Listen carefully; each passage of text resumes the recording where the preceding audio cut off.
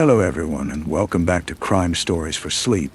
Before we begin, I want to let you know that during the first 15 minutes, there will only be a few ads, and after that, the listening will be completely uninterrupted. I chose to do this to give you a better experience. Even though it has greatly reduced the channel's earnings, I'd still like to ask for a little support. Subscribe, leave a like, and if you do, let me know in the comments where in the world you are listening from. These may seem like small gestures, but they are essential to help the channel grow and allow me to keep bringing you these stories every night. Now, lower the volume just a bit, get comfortable, turn off the lights, and let us dive together into tonight's first story. Story 1. The silence in the private room was not an absence, but a presence. It was a thick, distilled thing, pooled around the bed like congealing liquid, absorbing the faint hum of the fluorescent panel behind his head, and the distant, muffled chime of an elevator arriving on some other, brighter floor. For Inspector Bernard Levaden, this silence was the only evidence left to examine. It was the silence that follows the final gunshot, the last scream, the closing of a heavy file. It was the sound of his own career, perhaps his life, suspended in the sterile air of St. Ignatius Memorial Hospital. A bullet to the spine, courtesy of a cornered forger with nothing left to lose, had traded the chaotic symphony of the precinct for this distorted quiet. His body was a crime scene he could not leave. His mind, however, was a different jurisdiction. It paced the confines of his skull, a caged animal starved for pattern, for motive, for truth. The present offered only the slow torture of physical therapy, and the kind pity in the eyes of Alicia, his night shift nurse. She was a woman of efficient hands and a quiet, watchful intelligence. She would adjust his pillows with a clinical gentleness, her movements the only reliable punctuation in the long, empty sentences of the night.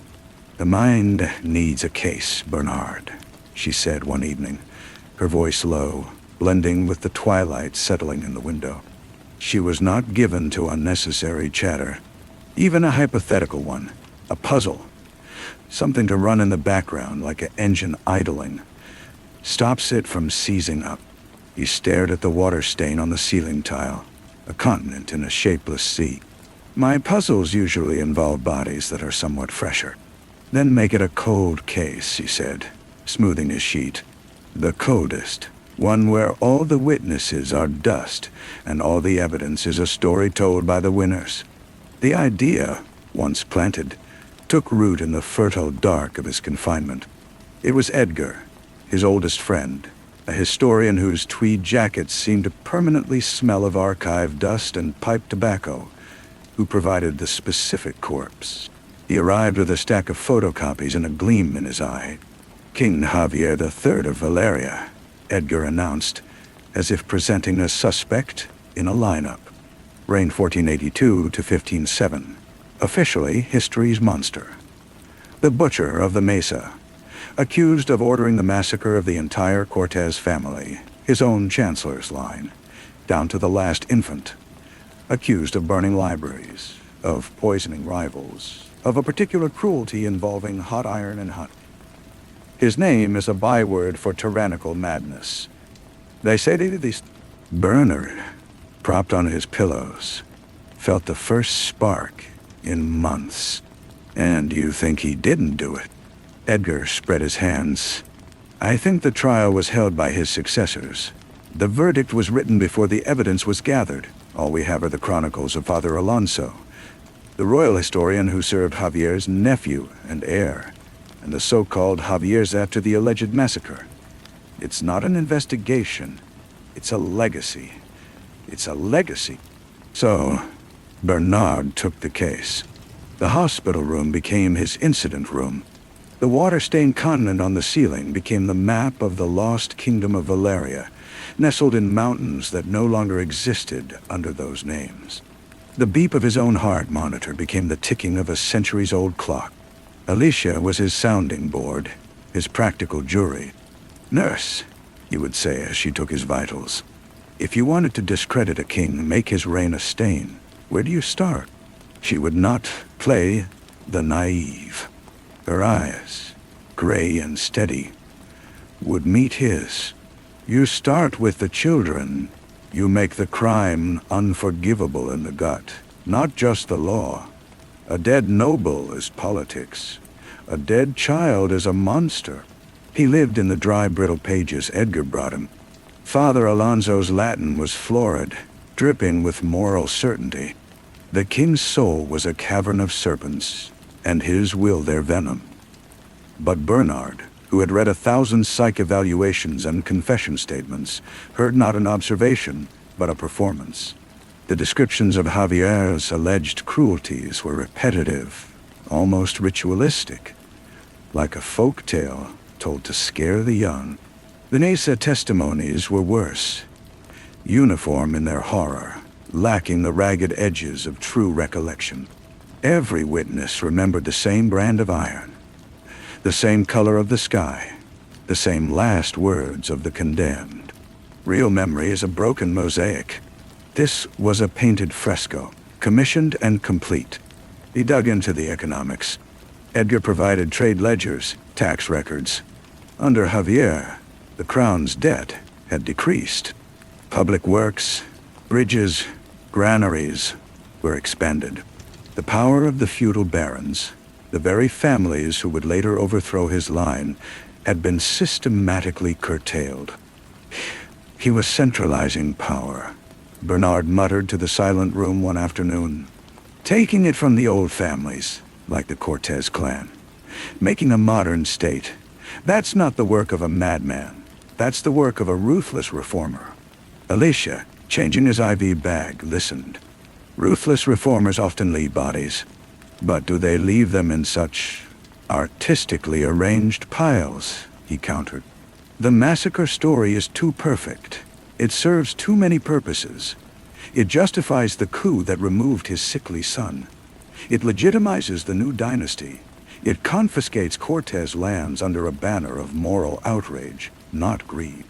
The investigation became a peeling away of layers, not of fact, but of narrative.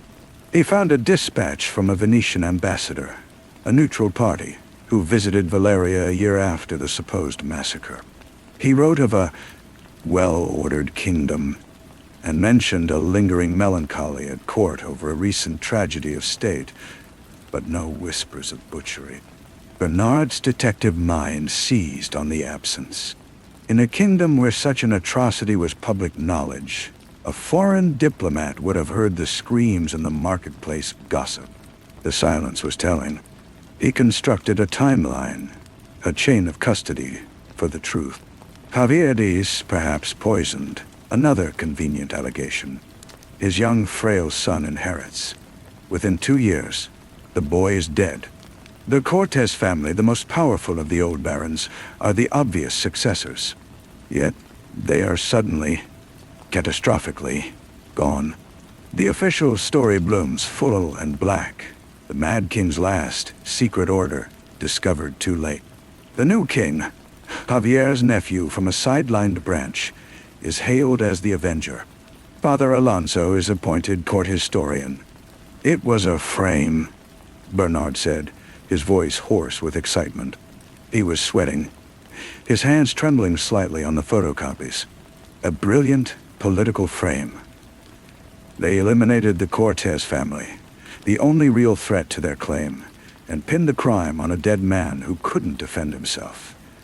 They made the villain so monstrous that any action against his memory was justified. They didn't just rewrite history. They weaponized it. Alicia stood by the window, her silhouette dark against the city lights. So you found your truth. The king was innocent. A victim of slander. Bernard fell silent. The heart monitor beeped its steady rhythm. The continental stain on the ceiling seemed to shift in the dim light. He had solved it. He had followed the evidence, applied logic, seen through the propaganda. He should have felt the clean satisfaction of a case closed. But he didn't. He thought of Javier, the man, not the monster or the martyr. A king who broke the power of the barons, who built granaries and bridges with one hand. What did the other hand do? The Venetian ambassador mentioned a tragedy of state. But perhaps the Cortez family did not die in a single theatrical massacre. Perhaps they died in a series of quiet arrests, of convenient accidents, of slow poison in a dungeon. A political cleansing, efficient and total. Not a madman's rage, but a cold sovereign's calculus.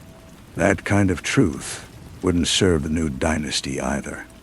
It was just another king doing what kings do. They needed a beast, not a bureaucrat. So they gave him fangs and a taste for infant blood. They turned his necessary evil into a supernatural one. No, Bernard finally said, the words sinking into the room's deep silence. He wasn't innocent. He was guilty of something else. Something more ordinary. And in some ways more terrible. They didn't frame an innocent man. They upgraded his crime. They took a ruthless political murder and turned it into a mythic horror. Because we understand myth. We know how to hate a monster. We don't know what to do with a man who does monstrous things for rational reasons. Alicia turned from the window. Her face was in shadow. Which is more dangerous, Inspector? The beast or the man who creates him? He had no answer. The case was closed, and yet it yawned open, wider and darker than before. He had sought a historical truth and found a moral abyss. Justice for Javier was impossible. The truth was not a binary of guilt or innocence, but a spectrum of power and its corruptions. The real crime was not the murder of a family, but the murder of reality itself, its replacement with a story that served the powerful. He saw the same machinery in his own world, the carefully leaked rumors, the character assassinations in the media, the way a narrative could harden into fact before the evidence was ever seen. Weeks bled into months. Bernard's physical therapy showed glacial progress. The world outside moved on. Edgar, thrilled with the intellectual triumph, published a modest paper in a historical journal. It caused a minor stir, a brief flutter in academic dovecoats, and was then buried under newer controversies. One evening, Alicia brought him his medication. The room was quiet, the city outside a soft, electric haze. The silence was no longer distorted, no longer heavy with the weight of his investigation. It was just silence. Your friend's article was interesting, she said, handing him the cup. Bernard swallowed the pills. It was a footnote. History corrects itself in footnotes. The main text remains the same. She nodded, a simple, accepting gesture. Maybe the point wasn't to change the story. Maybe the point was just to see it clearly. For yourself. She straightened his blanket, her touch brief and professional. She moved to the door, paused, and looked back. Get some rest, Inspector. The door sighed shut behind her. Bernard lay in the dim room. He looked at the ceiling, at the familiar stain. It was just a water stain again. The kingdom of Valeria had dissolved. King Javier, the butcher, the reformer, the pawn, returned to the dust of his chronicles. The political power that had shaped his story was itself long gone, ash and forgotten bone. The mystery was solved, yet nothing was solved. The tension that had coiled in him for months slowly ebbed, leaving a hollow, quiet calm in its wake. It was not peace, but a kind of resignation to the deeper, colder truth. That the greatest mysteries are not about what happened, but about the stories we choose to believe, and why we need them to be true. The crime was centuries old, the perpetrators and victims all gone. Life, in its indifferent way, had long since returned to normal, as if the mystery, and his feverish investigation of it, had never occurred at all. The only evidence left was the silence, and the man lying in it, listening to the sound of his own breathing, and the distant, steady beat of the world moving on, forever writing and rewriting its own imperfect, necessary fictions. The hollow calm became his new landscape. He learned its contours. The quiet hours were no longer a prison to be filled with phantom investigations, but a wide, flat plain where thoughts could move without urgency. He watched the light change on the wall. He listened to the rhythms of the hospital, the shift changes, the meal carts, the soft pain sounds from other rooms that were just sounds, not clues. Alicia transferred to a day shift. Her replacement was a cheerful man named Leo, who talked about football and his garden. Bernard missed her gray, steady gaze, but found he did not need it. The engine of his mind, once so dangerously seized, now idled smoothly on its own. They moved him to a rehabilitation facility. It was brighter, with large windows overlooking a patch of struggling lawn. Here, the work was physical, brutally simple. The puzzle was the wiring of his own nerves, the stubborn rebellion of muscle. He learned to focus on the granular, the tremor in a finger, the fiery protest of a thigh muscle attempting a new command. It was a relief. This evidence was undeniable. This pain was real. Progress was measured in centimeters, in seconds of sustained effort, not in the shifting sands of historical motive. Edgar visited, brimming with new theories about a scandal in the Burgundian court. Bernard listened, offered a grunt or two, but the fire was ash. He had seen the mechanism. One palace intrigue was much like another. It was during an occupational therapy session, struggling to manipulate a set of oversized pegs, that the final piece, unbidden, slotted into place. His therapist, a relentlessly patient woman named Chloe, was praising his grip. See? The neural pathways are rerouting. It's slow, but the signal is getting through. The signal is getting through. He saw Father Alonso, quill in hand, not as a villain, but as a functionary. A man receiving a signal, the new king's need for legitimacy, and transmitting it faithfully into the permanent record. He was not so different from Chloe, or from Alicia. Each served a system. Each transmitted the necessary truth to ensure order, healing, or stability. Alonso's truth was just bloodier. That night, in his new room, Bernard requested a notebook and a pen, not to take up another case, but to write a single sentence. His hand, clumsy and slow, carved the letters onto the page. The story is the verdict. He looked at it. It was not an insight that would change anything. It was simply an observation, clean and hard, like a stone pulled from a river. He closed the notebook. The next morning, a young detective from his old precinct came to visit. Calloway, eager and sharp, with that hungry look Bernard remembered in his own younger self. He updated Bernard on the precinct gossip, the new cases, the politics. Then, hesitantly, he said, "Heard you cracked some old king mystery. That true?" Bernard looked out at the lawn, where a groundskeeper was slowly pushing a mower in straight, careful lines. "I followed some evidence. Came to a conclusion. Was he guilty?" Calloway leaned forward, wanting the clean answer, the solved riddle. Bernard considered the man. He thought of the cold, calculating king, the butchered family, the historian with his flaming pen.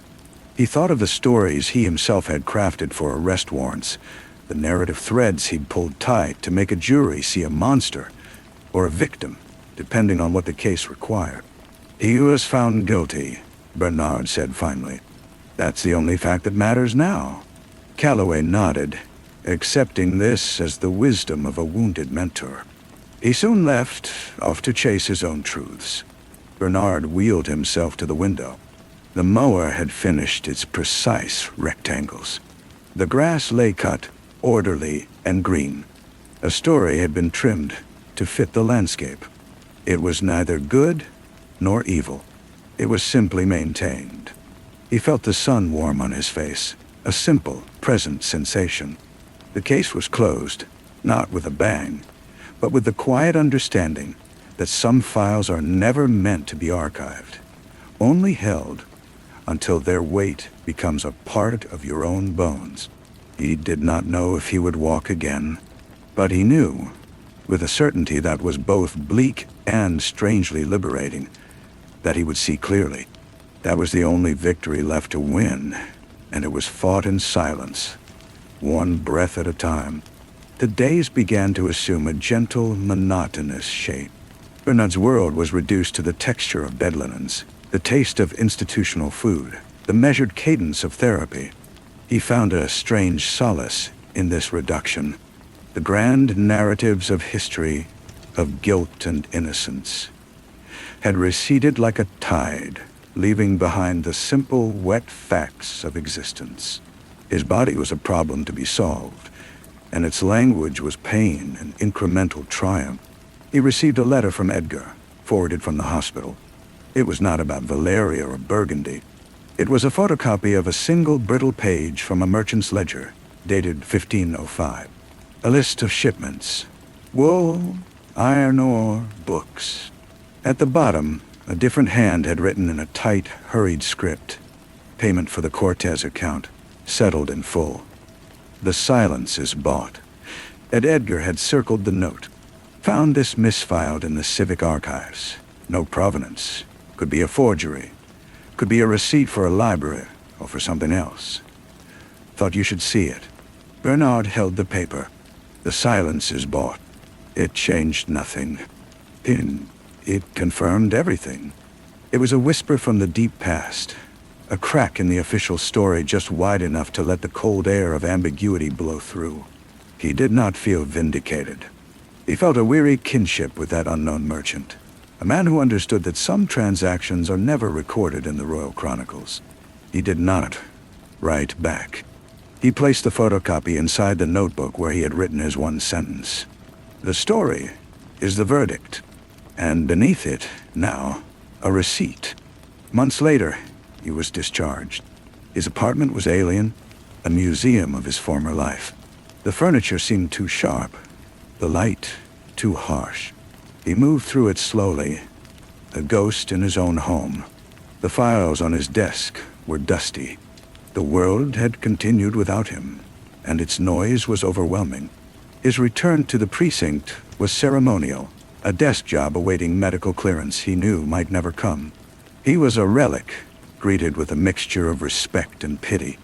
The new cases on the board were a blur of fresh violence, petty and brutal and immediate. He found he had no appetite for them. His mind, trained for patterns, now saw only the same old machinery grinding away, producing the same kinds of victims and villains, each believing utterly in the story of their own necessity. He took to walking, his gait slow and deliberate, a cane his new companion. He walked the same routes he had once driven with urgency. He saw the city not as a map of crimes, but as a living, breathing entity, layered with stories. The graffiti on a wall was a king's proclamation. The gossip in a coffee shop was a court chronicle. The headline on a discarded newspaper was Father Alonso's florid judgment, rendered in bold print. One afternoon, his walk took him past the old courthouse. A crowd was gathered on the steps, reporters buzzing like flies. A high-profile trial had just ended.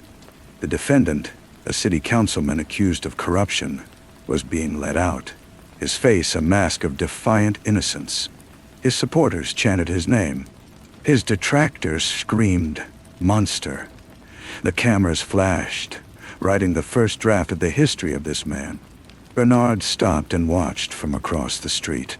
He saw the councilman's wife, her hand tightly clutching her husband's arm, her eyes blazing with a story of a frame-up of political enemies.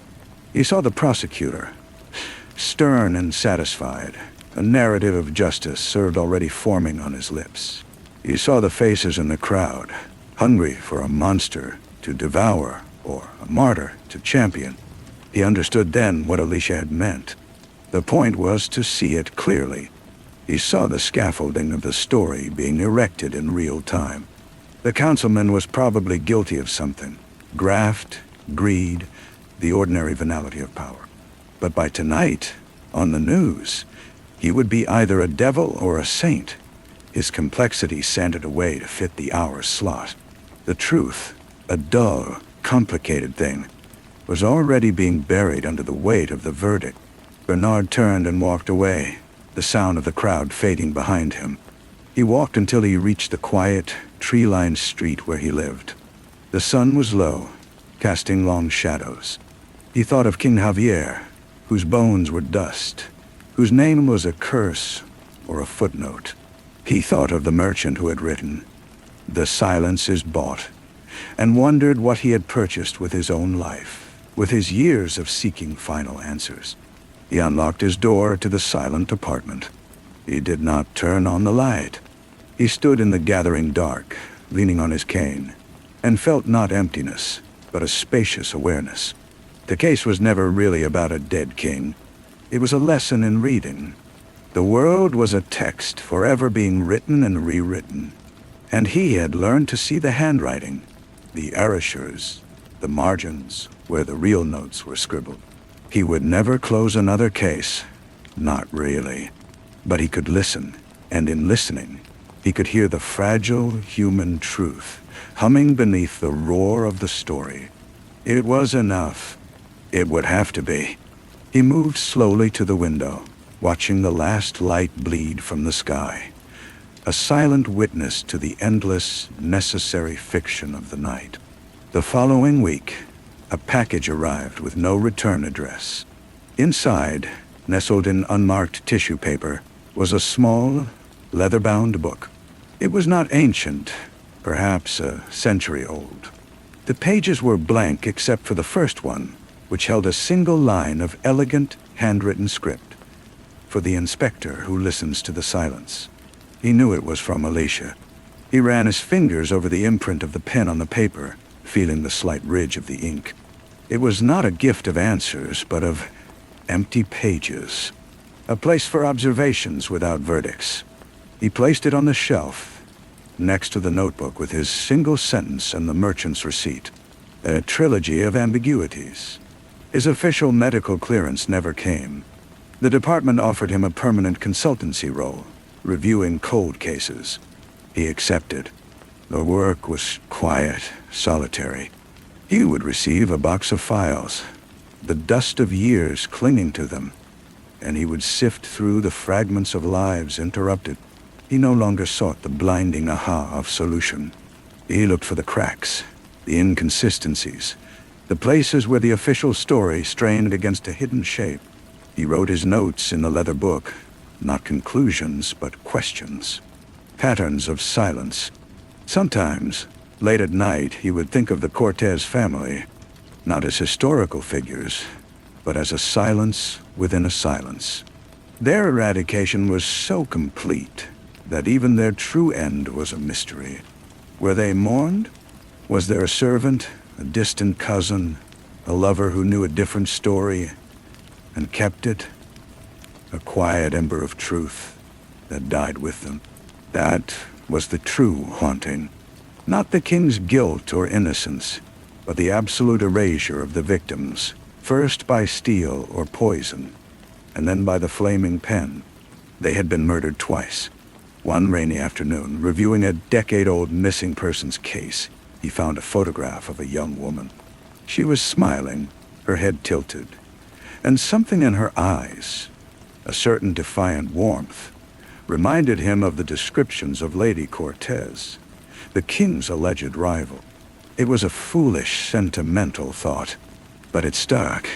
He pushed aside the official report, a dry tale of probable flight, and began to look at the witness statements again.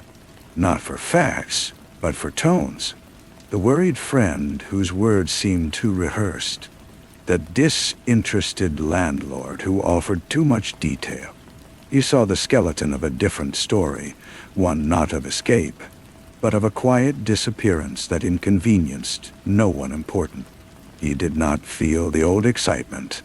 He felt a grim responsibility.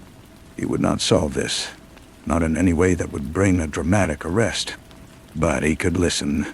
He could note the inconsistencies in the margins of his book. He could ensure that the silence around this one woman was not absolute, that it was at least acknowledged as a silence. He wrote a single line about the case, then closed the book. The rain tapped against the window.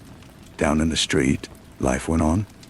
A river of stories flowing past, most of them never heard. He was no longer a detective in the way he had been. He was something else. A scribe of the unresolved. A keeper of the questions. It was a small, quiet purpose, but it was his. And in the steady rhythm of the rain, he thought he could hear, not an answer, but an echo.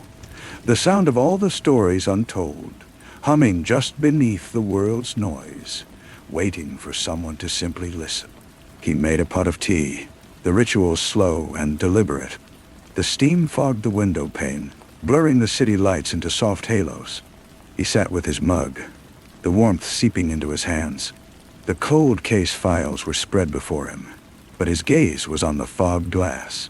He thought of the young woman in the photograph, the echo of Lady Cortez. He would never know her true story. He could only acknowledge the void where it should have been. A few days later, he received a call from Calloway. The young detective's voice was strained, buzzing with a frustrated energy. "It's this racketeer in trial, Inspector. The witness is perfect on paper, but his testimony, it's too clean. It's like he's reciting a script. The jury loves him. My gut says he's lying, but I can't find the flaw." Manish. Bernard listened. He heard not just the words, but the cadence of Calloway's doubt, the friction between the official story and the detective's instinct. "What does the script omit?" Bernard asked, his voice quiet. "Not what it says. What does it carefully not talk about?" There was a long pause on the line. "He never mentions his brother," Calloway said slowly. "The brother is in prison for a similar charge. It's a matter of record, but the prosecution never brought it up. They're presenting him as a standalone good citizen." "There's your silence," Bernard said. "You cannot prove he is lying about today, but you can show the jury the shape of the silence around him. Let them wonder why that hole is there." He hung up, feeling a faint, distant echo of his old self. He had not given an answer, only pointed to a shadow. It was all he could do now. The seasons turned. His walks grew longer, his cane less of a necessity. He visited the public archives sometimes, not to research, but to sit in the great reading room under the high windows. He liked the sound of pages turning, the soft coughs, the whispered inquiries. It was a temple of stories, all of them claiming to be true. He would select a volume at random. A census record, a diary of a long-dead mayor, a guild's charter. He read not for content, but for texture. He looked for the marginalia, the coffee stains, the underlined passages that indicated a human hand, a human preoccupation. One such day, he found a slim volume of city ordinances from the 1920s. Tucked between pages about sidewalk maintenance and noise abatement was a brittle yellowed leaflet. It was a handbill for a socialist meeting. Someone long ago had hidden it there. A small act of preservation, of dissent. Bernard carefully slipped it into his own notebook, a new artifact for his collection of whispers. He was becoming an archive himself, a repository of fragments that did not fit. He was okay with that. Alicia saw him sometimes, in the city. They would share a nod, a brief, quiet smile that held no need for conversation. They had passed through the same fire, and both carried its cool, residual ash. On the anniversary of his discharge from the hospital, he walked to the river. It was a gray afternoon, the water the color of old lead. He stood on the bridge, watching the current move with a slow, powerful indifference. He thought of all the stories the river had swallowed. Secrets thrown from bridges, bodies pulled from its depths, prayers whispered on its banks. It kept none of them. It simply flowed. From his pocket he took the photocopy Edgar had sent, the merchant's note. The silence is bought. He held it over the water, his fingers loosening. The paper fluttered, caught the wind, and sailed down, a white leaf against the gray, landing on the surface. It floated for a moment, the ink bleeding before the water soaked through and pulled it under. It was gone. He felt no grand release. It was just a piece of paper. The silence remained. It was not something to be solved or dissolved. It was the medium in which all stories eventually swam. He turned from the railing and began the walk home, the city's endless narrative rising around him in shouts and sirens and murmurs. A symphony he had learned, finally, to hear without needing to conduct. The walk home was slow. His leg ached with a dull, familiar throb that had become as much a part of him as his own breath. He unlocked his apartment door to the smell of dust and stillness. He did not mind it. The quiet was no longer empty. It was filled with the echoes of all the stories he carried. He made his way to the shelf and took down the new empty book Alicia had given him. He opened it to the first blank page after her inscription. He picked up his pen, the same one he had used to write his single verdict months ago. He did not write about kings or victims or bought silences. He wrote about the river. He described the color of the water, the way the paper had hesitated on the air, the precise moment it was swallowed. He wrote without judgment. He simply recorded the event. When he finished, he read it back. It was not a case note. It was not a conclusion. It was a small, clear observation. A fact. It belonged to him alone. The phone rang, sharp in the quiet. It was the precinct. The desk sergeant, voice apologetic. "Sorry to bother you, Inspector. We've got a situation. A body found in an alley off Mercator Street. Young man, no ID. It's messy. Calloway's on scene, but he's asking for you. Says he'd value your eyes." Bernard looked at the open book on his lap, at the words about the river. He looked at his cane leaning against the chair. The old world was calling with its blood and its immediate screaming truths. He felt no pull of excitement, no dread, only a recognition. "I'll come," he said, his voice even. He closed the book, placing it back on the shelf. He put on his coat, its weight familiar on his shoulders. He took his cane. As he stepped back out into the evening, the city's noise wrapped around him once more. He did not hurry. He moved through the crowds, a slow, steady current against the tide. He was not going to solve anything. He was going to look. He was going to listen. He was going to see what silences this new story contained, and acknowledge them. It was the work. It was enough. The alley awaited, and with it, the first rough draft of another tragedy, waiting for someone to read between the lines. The alley was a gash of shadow between two brick warehouses, cordoned off with fluttering yellow tape. The flash of police cameras pulsed like a sick heartbeat against the damp walls. Calloway stood just outside the tape, his face pale under the stark portable lights. He looked up as Bernard approached, his relief visible. "Inspector, I wouldn't have called, but..." He trailed off, gesturing. Bernard ducked under the tape. The scene was a brutal tableau. A young man, little more than a boy, lay crumpled against a dumpster.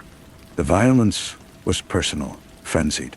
Bernard's eyes moved slowly, absorbing details without the old urge to connect them into a chain. The scattered belongings, a cheap watch, a few coins, a paperback book with a cracked spine, the pattern of blood spray on the brick. The boy's face, frozen in an expression of surprise more than fear. "Robbery?" Bernard asked, his voice low. "Well, it's gone," Calloway said. "But the watch is left. It's not valuable, but it's something. And the book." He pointed. "It's dry. Not a drop on it. It was under him, maybe. Or placed after." Bernard nodded. He didn't move closer. He let the scene speak to him. The official story was already forming. A random act of street violence. A life cut short for a few dollars. It was a story that made a terrible, simple sense. It would be easy to file away. But he saw the silence, the careful omission. The watch Left behind. The clean book. The specific, overkill fury of the wounds that spoke of something more than a panicked grab for cash. The alley itself, not a main thoroughfare, but a known cut-through for workers from the printing plant 2 blocks over. Who found him? Bernard asked. A bakery assistant on her way to start the morning shift. She's in the squad car, shaken up. Talk to the plant foreman, Bernard said. See if the boy worked there, or if anyone had a grievance. Look for a silence, Calloway. Not just a missing wallet. A missing reason for the rage. Calloway absorbed this, his detective mind latching onto the new shape. You think it's a message. I think it's a story where someone has already decided which parts to tell loudly, Bernard said. Find the quiet part. He stayed a while longer, a silent witness as the medical examiner did his work. He watched the body being bagged, a life reduced to evidence. He felt the old, cold anger, but it was distant now, a memory of feeling. His purpose here was different. He had shown Calloway where to look for the crack. That was his role now. As he turned to leave, his cane tapping on the wet asphalt, he saw the paperback again, now sealed in an evidence bag. The title was visible, a popular fantasy novel about a forgotten kingdom. A tale of clear heroes and villains. He almost smiled, a thin, weary gesture. The boy had sought escape in simple stories. His death would become another one. Bernard walked home as the first gray light of dawn bleached the sky.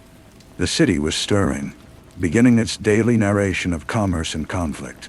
He thought of the boy's family, whoever they were, who would soon be plunged into the brutal story of his ending. They would want answers, a villain, a verdict. He hoped Calloway would find the truth for them, or at least a truth more complete than the alley offered. Back in his apartment, he did not go to bed. He sat by the window as the sun rose. He opened Alicia's book. On a fresh page, he did not write about the murder. He wrote about the paperback novel. He described the cover art, the worn edges, the particular shade of blue in the dragon's scales. He noted, without emphasis, that it had been found clean. Then he closed the book. The memory was preserved, a single thread of a life, separate from the violent end that would define it in every official record. It was a small, futile act of resistance, but it was his.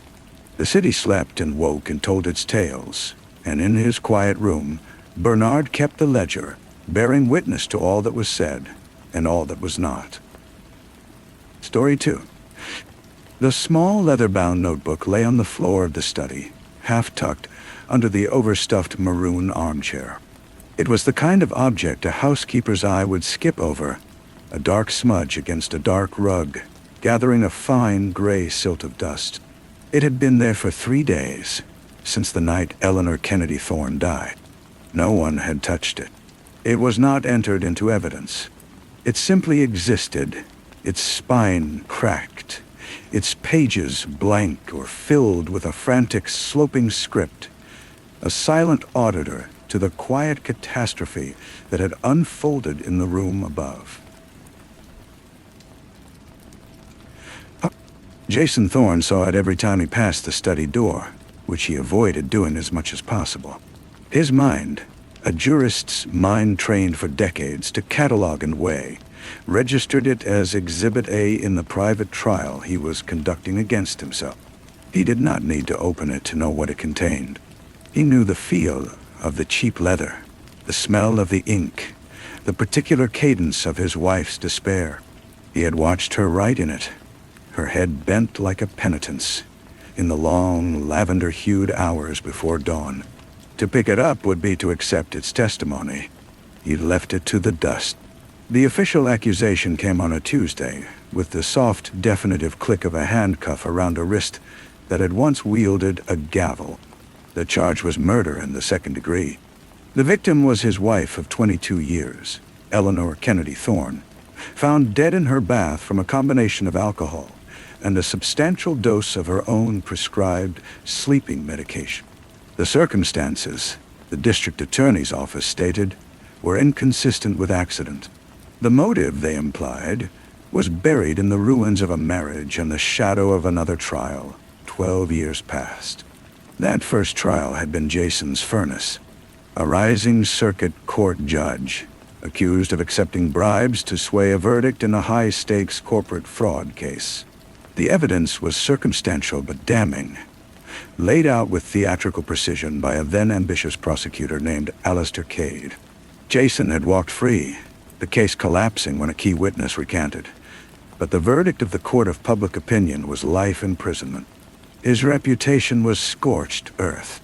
Only Kennedy, with her family's waning political capital and the stubborn, almost mystical faith in his core, had stood between him and oblivion. She was his alibi, his character witness, his fortress. Now she was gone, and the walls were tumbling down once more, with Cade, now the state's attorney, gleefully directing the wrecking ball. The courtroom for the people v. Jason Thorne was not the venue of his professional triumphs. It was older, colder, a cavern of veined marble and dark wood that smelled of lemon polish and slow decay. He sat at the defense table, his posture perfect, the fine wool of his suit feeling like a stranger's skin. His lawyer, a meticulous woman named Valeria Stern, spoke in a low, continuous hum, but Jason's attention was fractured. He watched the jury file in, a baker, a teacher, a retired mechanic, faces that held the power to enter him, and saw not citizens but mirrors, each reflecting a fragment of his own haunted face. And he watched Cade. Age had sharpened the prosecutor, whittling away any residual softness until he was all blade and bone. His opening statement was a masterpiece of insinuation. "Ladies and gentlemen of the jury," Cade began, his voice a dry, clear river stone skipping across the still water of the room. "You will hear about a tragic accident, a fragile woman, a lonely bath, a terrible mistake. That is the story you are being sold. But you are not here to buy stories. You are here to discern a pattern. 12 years ago, Jason Thorne stood accused of a different crime. He walked free. His wife, Kennedy, provided his shield. Her testimony, her unwavering support, saved him. What happens to a shield when it is no longer needed? When it becomes heavy? When it begins, perhaps, to tarnish? What happens when the one person who knows all your secrets, who stood between you and ruin, becomes not a protector, but a living, breathing reminder of that ruin?" Jason did not look away. He let the words wash over him, feeling their chill. This was Cade's true accusation. Not that Jason had killed his wife, but that he was capable of it. That the man who survived the first trial was a man who had already crossed a moral frontier, leaving him stranded in a lawless country where such a thing was possible. The evidence was a ghost story, told in fragments. The empty wine glass on the bath ledge, smudged. The prescription bottle, uncapped, on the floor. The water, gone cold. Kennedy herself, a pale Ophelia in a clawfoot tub, her dark hair fanning out like spilled ink. The medical examiner spoke of concentrations, of timings, of a dose that would have induced rapid, deep unconsciousness. The defense argued accident, a woman in profound emotional distress, mixing pills and Pinot Noir in a desperate bid for sleep. But the truth of that night for Jason was not in the forensics. It was a series of blurred, dreamlike impressions. He had been working late in the study, the one with the notebook under the chair. The house was a vault of silence. He remembered the sound of bathwater running upstairs, a long, relentless pour. He remembered, hours later it seemed, a peculiar quiet, a cessation of the small watery sounds he hadn't realized he was listening for. The climb up the stairs felt endless, a journey through thickening air. The bathroom door was unlocked. The scene inside had a still life quality, too composed. The steam long gone from the mirror, The water, a placid, deadly gray. Her face was peaceful. That was the worst of it. The profound, insulting peace on her features. Their son, Barrett, sat in the front row of the gallery each day. A young man of 23 carved from sorrow and suspicion. He was Kennedy's child in spirit, sensitive, artistic with her same watchful eyes. Jason would catch his gaze during testimony, seeking a lifeline, and find only a deep, troubled sea. Barrett had discovered the body, returning home from a late shift at the art gallery where he worked. His 911 call, played in court, was a raw, shattered thing. A boy's voice breaking on the word, mother. Cade, of course, used it not to show a son's grief, but to establish timeline, to highlight Jason's own delayed call for help. "Where were you, Judge Thorne?" Cade asked him on cross-examination. "In the hour your wife was dying." "I was in my study," Jason said, his voice steady, a rock in a torrent. "I was reading briefs. I lost track of time." "Lost track of time," Cade repeated, letting the phrase hang, ugly, neglectful, in the air. "While your wife, who, according to her therapist, was suffering from severe depressive episodes, was upstairs in a bathtub with a bottle of Ambien. You didn't hear anything? No call? No slip? The house is old. The doors are thick. I heard the water run. Later, I went up." "Why later?" Jason looked past Cade to the high, grimy windows where a pigeon perched. "Because that was when I noticed the quiet." The testimony blurred. Kennedy's sister spoke of her fears, of her feeling of being a burden since the first trial. Her psychiatrist spoke of her medicated state, her vulnerability. A handwriting expert called by the defense suggested the final pages of the notebook. The pages no one had read aloud showed signs of extreme agitation, but not a definitive suicidal ideation. It was all smoke and shifting shadows. The line between accident, suicide, and murder dissolved into a gray zone of possibility, and the jury's faces grew more perplexed, more weary.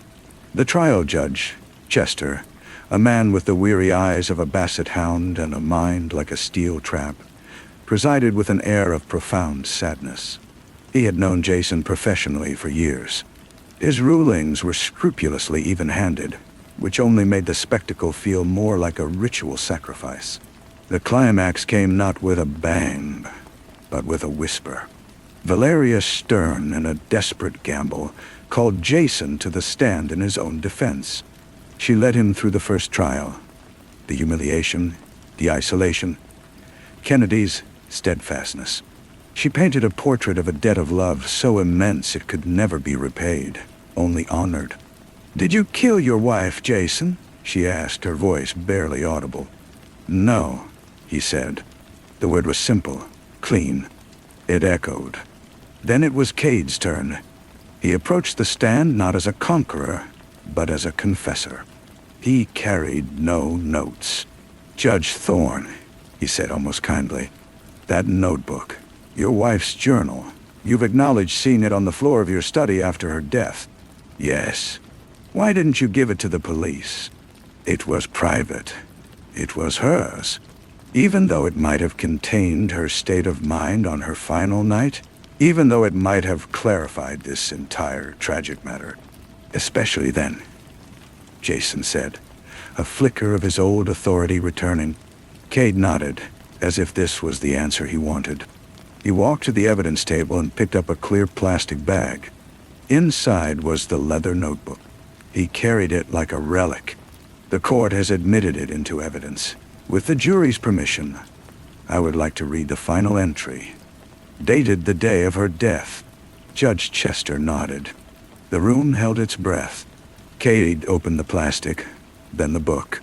He adjusted his glasses. His voice, when he read, lost its prosecutorial edge.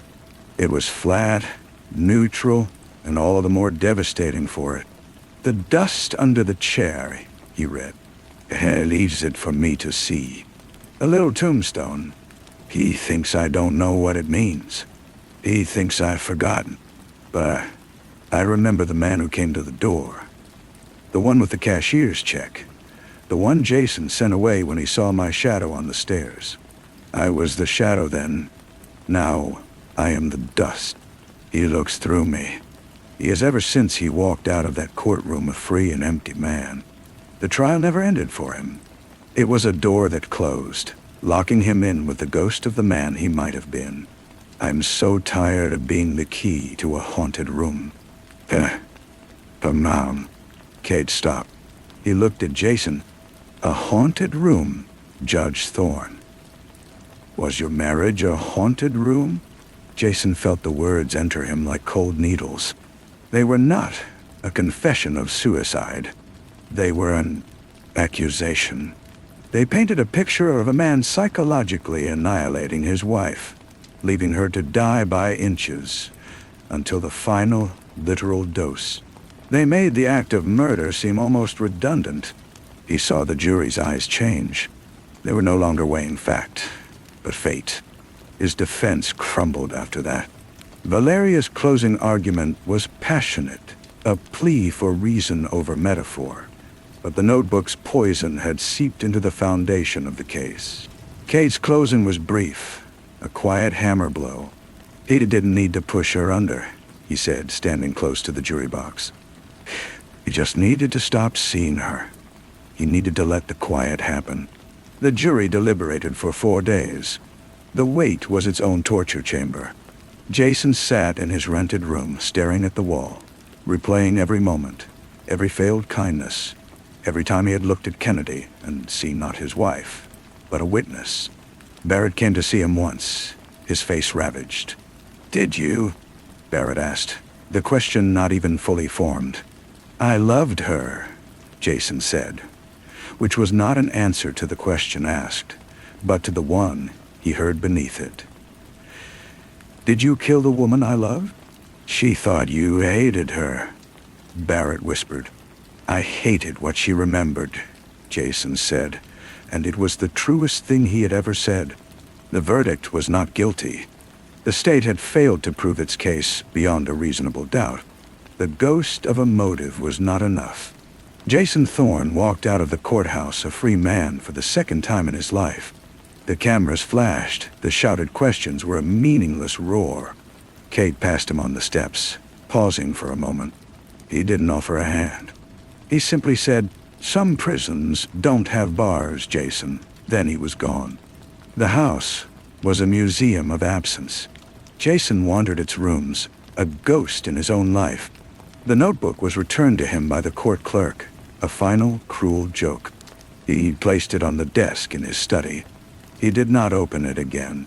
Barrett moved out, taking his mother's paintings, leaving the walls stark and pale. The silence in the house was absolute, a physical presence. Jason took to sitting in the study at night, in the dark, listening. He heard the old bones of the house settle. He heard the distant sigh of traffic. He heard the faint, metallic ticking of the antique regulator clock in the hall, a sound he had not noticed for years. One evening, drawn by a compulsion he could not name, he got down on his knees by the maroon armchair. He ran his hand over the spot where the notebook had lain. The dust was gone, cleaned away, but his fingers found a slight depression in the rug, the ghost of the object's weight, and beside it, almost invisible, was a single, long, dark hair, caught in the coarse weave of the carpet. It was Kennedy's. It must have fallen as she sat there, writing, in the last hours of her life. He lifted it, held it up in the thin light from the window. It was a question without an answer. He did not know, would never know, if her death was an accident born of despair, a silent cry for help he was meant to hear, or a final, terrible act of implication. He had been tried for murder and acquitted, but that he was guilty of forgetting to listen. He was guilty of allowing the quiet. Now, the quiet was all he had. He sat in the deepening dark, the hair coiled in his palm, and listened. The clock ticked in the hall. A faucet in the distant bathroom dripped, a slow, persistent cadence he had meant to fix for months. And beneath it all, in the very marrow of the silent house, he heard it. The soft, almost imperceptible sound of his own heart, beating out the remainder of his sentence. The days bled into weeks, each one thinner and more transparent than the last. Jason existed in a state of suspended animation. He paid bills, ate tasteless food, and slept in fitful bursts on the living room sofa, unable to climb the stairs to the bedroom they had shared. The clawfoot tub had been removed by a discreet service, a fact for which he was obscurely grateful.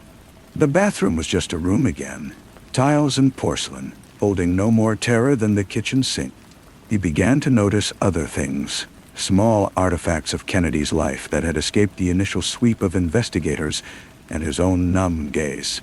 A tube of half-used lipstick, the color she called wine stain, rolled under her bedside table. A bookmark, a tattered silk ribbon, trapped in the pages of a novel on the nightstand. A single, expensive leather glove, its mate forever lost, nestled in the pocket of her winter coat in the hall closet. Each discovery was a tiny, precise puncture. The house was not empty. It was a reliquary. One rainy afternoon, he found himself standing before her wardrobe. The door was slightly ajar, as if expecting her return. He pushed it open. The scent of her perfume, faded to a ghost of jasmine and vanilla, drifted out. Her clothes hung in orderly rows, a silent audience. His hand moved of its own volition, brushing the sleeves of blouses, the wool of skirts. He stopped at a simple black dress, the one she'd worn to his swearing-in ceremony a lifetime ago. As he touched the fabric, his fingers encountered a hard lump in the pocket. He withdrew a small brass key. It was unfamiliar, not for any lock in their house. It was small and old-fashioned, with an intricate floral bow. He turned it over in his palm, feeling its cool weight. A safe deposit box? A diary? A locker at the train station? It was a secret, and Kennedy, in those final years, had become a woman of secrets wrapped in silence. The key became an obsession. He carried it with him, rubbing it smooth in his pocket like a worry stone. He tried it on every old trunk in the attic, on a forgotten jewelry box, on the desk drawers in the study. It fit nothing. It was a question, a final, tangible piece of her inner life that he had failed to notice. He saw her, in his mind's eye, slipping the key into her pocket. A small act of possession. Had she meant for him to find it? Or had she meant to take its purpose to her grave? He considered asking Barrett, but the distance between them had hardened into a permanent frontier. Their few phone calls were exchanges of logistical information, brittle and brief. The key felt like a betrayal to share. It was part of the haunted room she had written about, and Barrett had already escaped that room. Jason could not ask him to step back inside. The answer came from an unexpected direction. He was sorting through a pile of old mail, mostly condolence cards he couldn't bring himself to read, when a florist's advertisement fell out. It was for a shop called the Violet Hour, a place Kennedy had loved. On the back, in her handwriting, was a note. Unit 317, paid through autumn. No address, just the number. A storage facility. It had to be. He spent an evening driving to every storage company within 20 miles. The third one, a place called Secure Keep on the industrial edge of town, had a Unit 317. The manager, a bored young man with a tablet, was initially reluctant. Jason showed him the key, his driver's license, his marriage certificate from a file he had brought in a moment of wild hope. The manager shrugged. The account is in her name, but you're the executor. I guess it's fine. The corridor was long, lit by humming fluorescent lights, and cold. The doors were identical, gray rollers, like drawers in a morgue. Unit 317 was at the very end. His hand shook as he fitted the brass key into the padlock. It turned with a smooth, well-oiled click. He rolled the door up. The light from the corridor spilled into a small, neat space. There were no stacked boxes, no old furniture. Instead, the unit held a single, beautiful object. Kennedy's easel. The one from her studio at home, the one he thought Barrett had taken. On it rested a canvas, covered by a cloth. Beside the easel was a small table holding her palette, a jar of brushes, dried paint crusting their handles, and a few tubes of oil paint. It was a snapshot of her creative process, deliberately preserved. He stepped inside, the metal door rumbling shut behind him, leaving him in semi-darkness. He found a pull chain for a bare bulb and yanked it. Harsh light fell on the draped canvas. He did not want to look. He knew, with a certainty that chilled his blood, that this was the final exhibit. This was what the key unlocked. This was the truth she had painted when words in her notebook had become insufficient. He stood there for a long time, breathing in the smells of linseed oil and dust.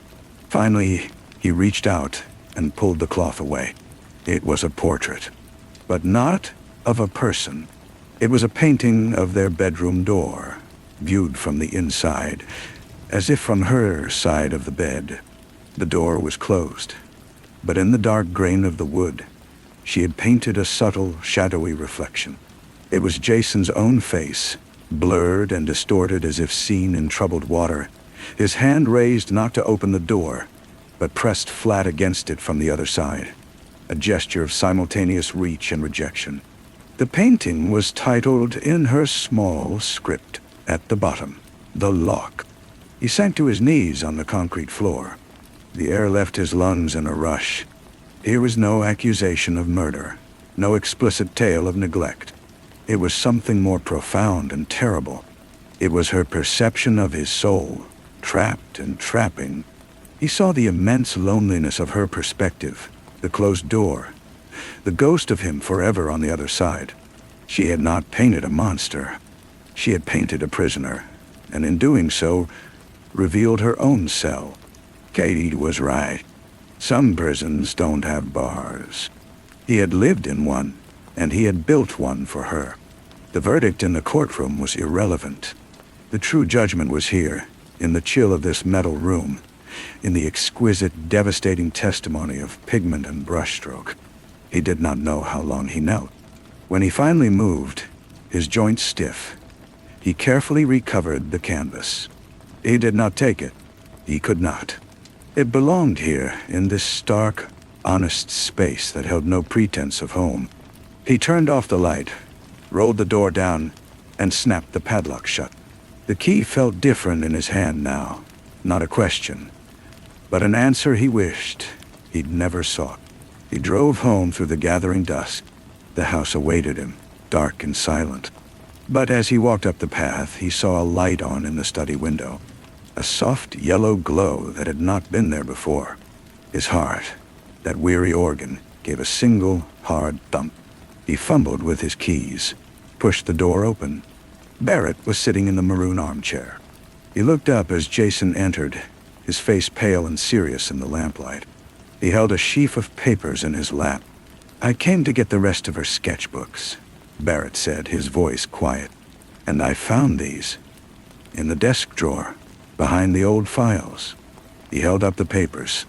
They were legal documents, but not from any court Jason recognized. They were drafts of a divorce petition in Kennedy's name, filled out but never filed. The date was from 6 months before her death. Jason stood in the doorway, the key to the storage unit burning in his pocket, the image of the painted door seared behind his eyes. He looked at his son, and then at the unsigned papers in his hands. The quiet of the house was no longer empty. It was thick now, with all the words they had never said, and with this final, unspoken truth she had left for them both to find. The trial was over. The sentence was just beginning. Barrett placed the papers carefully on the desk, as if they might detonate. He didn't look angry, only impossibly tired. "She was going to leave you," he said. It wasn't an accusation, just a fact. solid and heavy in the room. Jason could only nod. He walked to the window, looking out at the dark street. "I know," he said, though he hadn't, not truly, until this moment. The painting, the notebook, the quiet, they were all parts of the same story, a story of departure. She was finding a way out, but she didn't, Barrett said. She didn't file them. Why? Jason thought of the painting, the door, the ghostly hand. A lock works both ways. "I think she was waiting," he said, the words tasting like ash. "For me to see her, to open it from my side, or to finally let her go." He turned to face his son. "I did neither." Barrett stared at the unsigned petition. "Do you think, if she had filed these, she'd still be alive?" It was the question that had hung in the air since the verdict, now given a new, sharper form. Jason considered the possible answers. A clean break, a fresh start for her, or a final crushing rejection that might have hastened the end. There was no knowing. Every path was a ghost path now. "I think," Jason said slowly, "she was trying to save herself, and I was too lost in my own trial to see hers." Barrett stood up, leaving the papers on the desk. He seemed older, the softness of his youth hardened into permanent lines. "I'm taking the sketchbooks, and I'm putting the house on the market. You can't stay here." "Not anymore." It was not a suggestion. Jason nodded again. He had no fight left. "What will you do with those?" He gestured to the divorce papers. "I don't know," Barrett said. He walked to the door, then paused. "She loved you, even in that painting, even in her journal. It's all there. It was a terrible, complicated love, but it was real. That's the worst part, I think." He left, closing the study door softly behind him. Jason listened to his son's footsteps fade, then the front door opened and shut. The house settled back into its profound silence. He looked at the desk, at the petition that was never filed. It was the final piece of evidence, the one that sealed his conviction in the court of his own conscience. She had been planning an escape, and whether her death was an accident, a suicide, or something else entirely, he had, through 1,000 small neglects, helped build the walls that kept her trapped. He took the brass key from his pocket and laid it on top of the divorce papers. A key to a storage unit holding a painted door. Papers for a legal door she never opened. They were bookends to a tragedy. He did not sleep that night. He sat in the chair, the one where she had written her last words, and he watched the gray dawn bleed into the room. When the light was sufficient, he went to the hall closet and retrieved his old suitcase. He packed sparingly, with a clarity that felt like numbness. Clothes, a few books, his shaving kit. He left the notebook. He left the key. He left the divorce papers. He left the maroon armchair and the ghostly depression in the rug. Just before he left, he did one last thing. He went to the kitchen, found a pen and a pad of paper. He wrote a single sentence. Not to Barrett, not to anyone living. It was a message to the house, to the memory that inhabited it. He propped it on the mantel in the empty living room. It read, "I am sorry I did not see you." He closed the front door for the last time, the click of the latch echoing in the still morning air. He did not look back. He walked down the path, his suitcase in hand, a man with no destination. The physical prison of the house was behind him. The other prison, the one made of memory and guilt and lost love, moved with him. A silent companion. He had been found not guilty. He had been left alone. And now, finally, he began to serve his time. The city bus carried him east, toward the river and the older, worn-down neighborhoods he had not visited in years. He got off at a random stop, a suitcase heavy in his hand, and found a weekly rate motel called the Traveler's Rest. The room was small and smelled of bleach and old cigarettes. He paid in cash from the dwindling supply he kept for emergencies. He placed the suitcase by the bed and sat down, the thin mattress sagging beneath him. The hum of the traffic outside was a different kind of quiet, impersonal and constant. For a week, he did nothing but walk. He walked along the industrial riverfront, past warehouses and chain-link fences. He walked through crowded parks where children shouted and he was invisible. He ate at diners, sitting at counters, nodding to waitresses who called him Han, and never asked his name. He was a ghost in the world, practicing how to be unseen. It was a penance of anonymity. He thought of the storage unit key, now lying on the desk in that hollow house. He thought of Barrett, alone with the sketchbooks and the unsigned papers. He thought of Cade, who had understood the sentence before it was pronounced. Most of all, he thought of the painting, not the image itself, which was too painful to hold in his mind for long, but the act of its creation. Kennedy, in that cold, rented space, mixing her colors, building that door stroke by stroke. It was not a cry for help. It was a final, definitive statement. She had made her truth solid, and then she had locked it away. She had given him the key, knowing he might never find it, or that he would. On the 8th day, his money almost gone, he saw a help-wanted sign in the window of a small, cluttered bookstore. The bell jingled when he entered. An elderly man with a wild white beard looked up from mending a book spine. "Can I help you?" he asked, not unkindly. "The sign," Jason said, his voice rough from disuse. The man looked him over, seeing the weariness, the clean but frayed clothes. "You know books." "I used to know the law," Jason said. Then, after a pause, "I can alphabetize." The man, whose name was Leo, hired him that afternoon. The pay was meager, but it was cash. The work was simple, repetitive, and quiet. He shelved returns, dusted spines, and learned to operate the old cash register. Leo asked no personal questions, for which Jason was profoundly grateful. The shop smelled of paper and glue and old wood, a scent that slowly began to overlay the phantom smells of his old life. He rented a room above a garage from a taciturn mechanic a few blocks from the shop. It was a single space with a hot plate and a sink, a bed, a chair.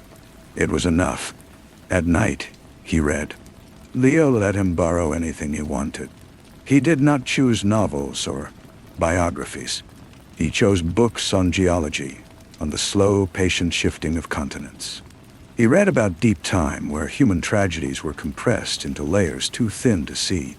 One afternoon, while sorting a donation box, he found a book of poetry. It was slim, with a faded blue cover. A bookmark fluttered out, not a silk ribbon, but a strip of newsprint. He picked it up.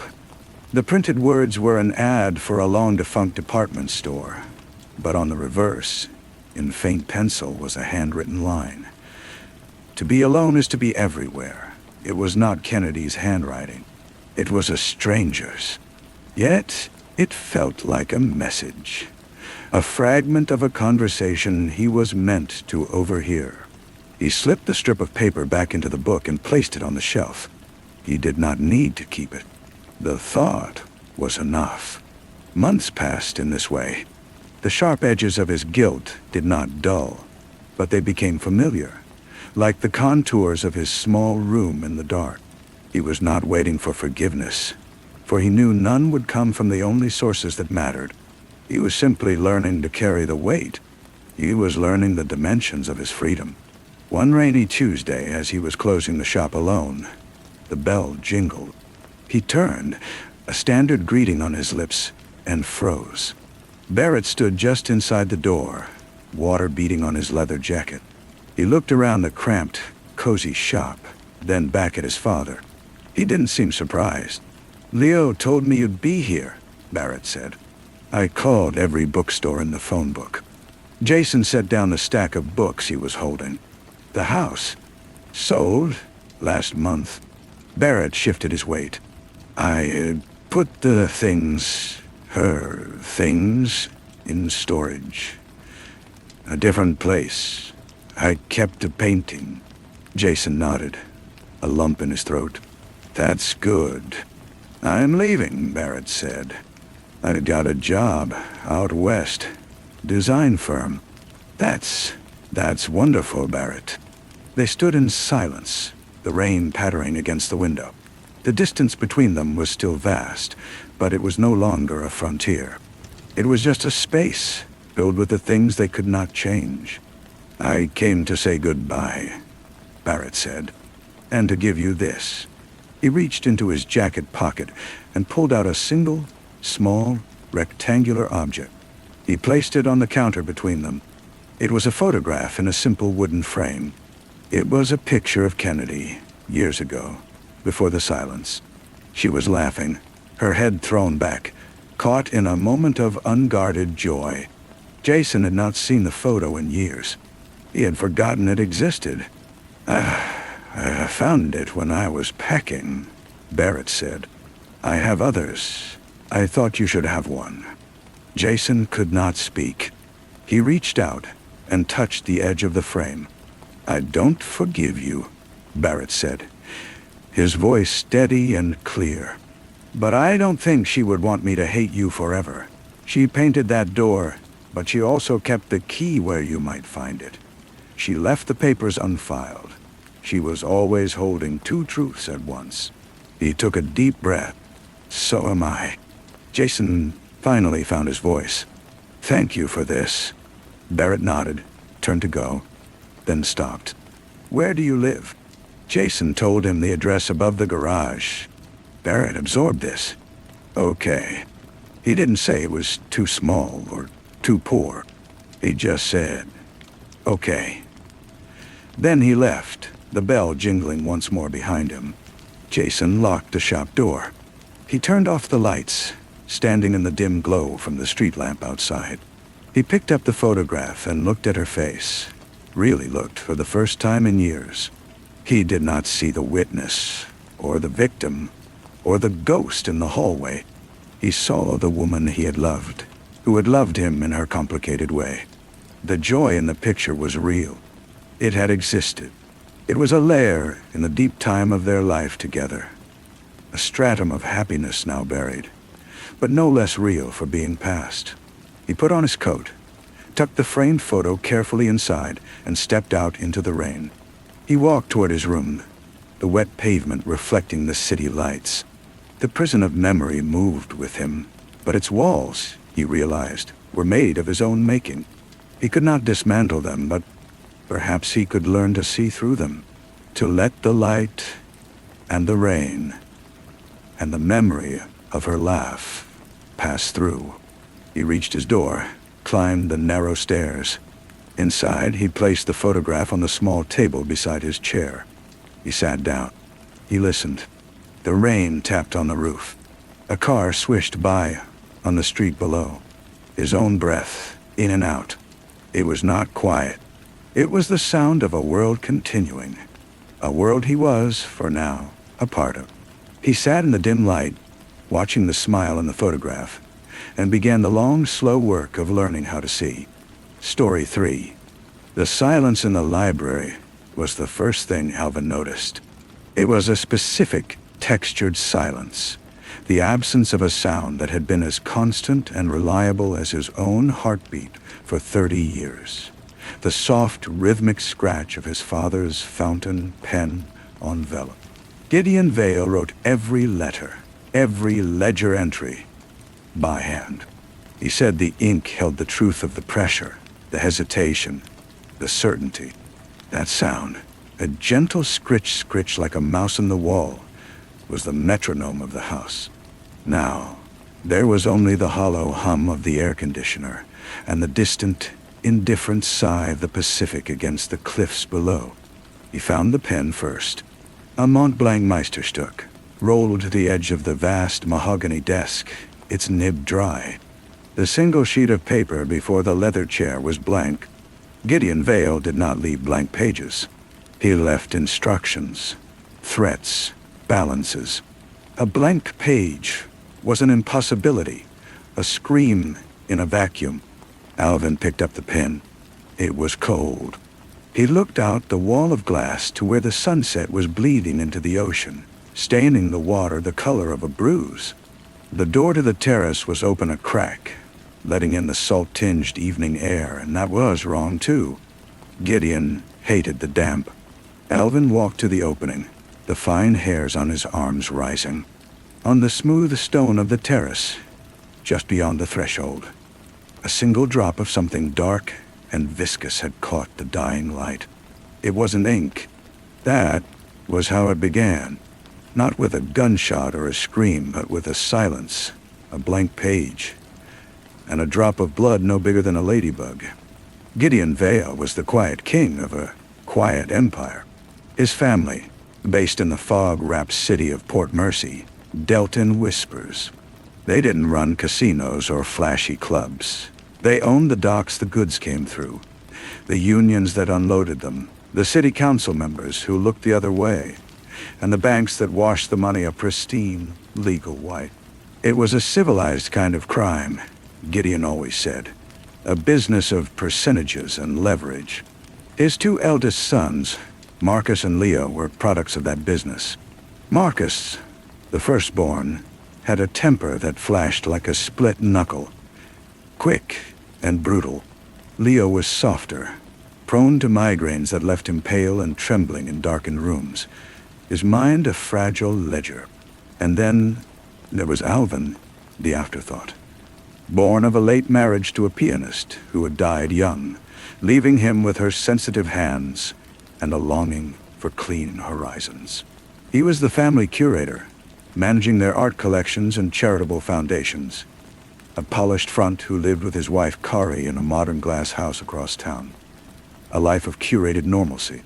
The investigation, such as it was, unfolded in the plush, sound-absorbing rooms of the Vale compound. The police chief, a man whose mortgage was owned by a Vale holding company, spoke of a tragic accident, a possible fall, while admiring the view. The body was never found, just that one cryptic drop on the terrace, as if the ocean itself had swallowed the old man whole. The family gathered in the library, now haunted by its new silence. Jorge, the consigliere, a man whose face was a roadmap of careful wrinkles, laid out the reality. "The accord is broken," he said, his voice like dry pages turning. The accord was Gideon's masterpiece, a non-aggression pact with the other major families, the Volkovs and the Chen syndicate that had kept peace for 15 years. With Gideon gone, they smell blood in the water.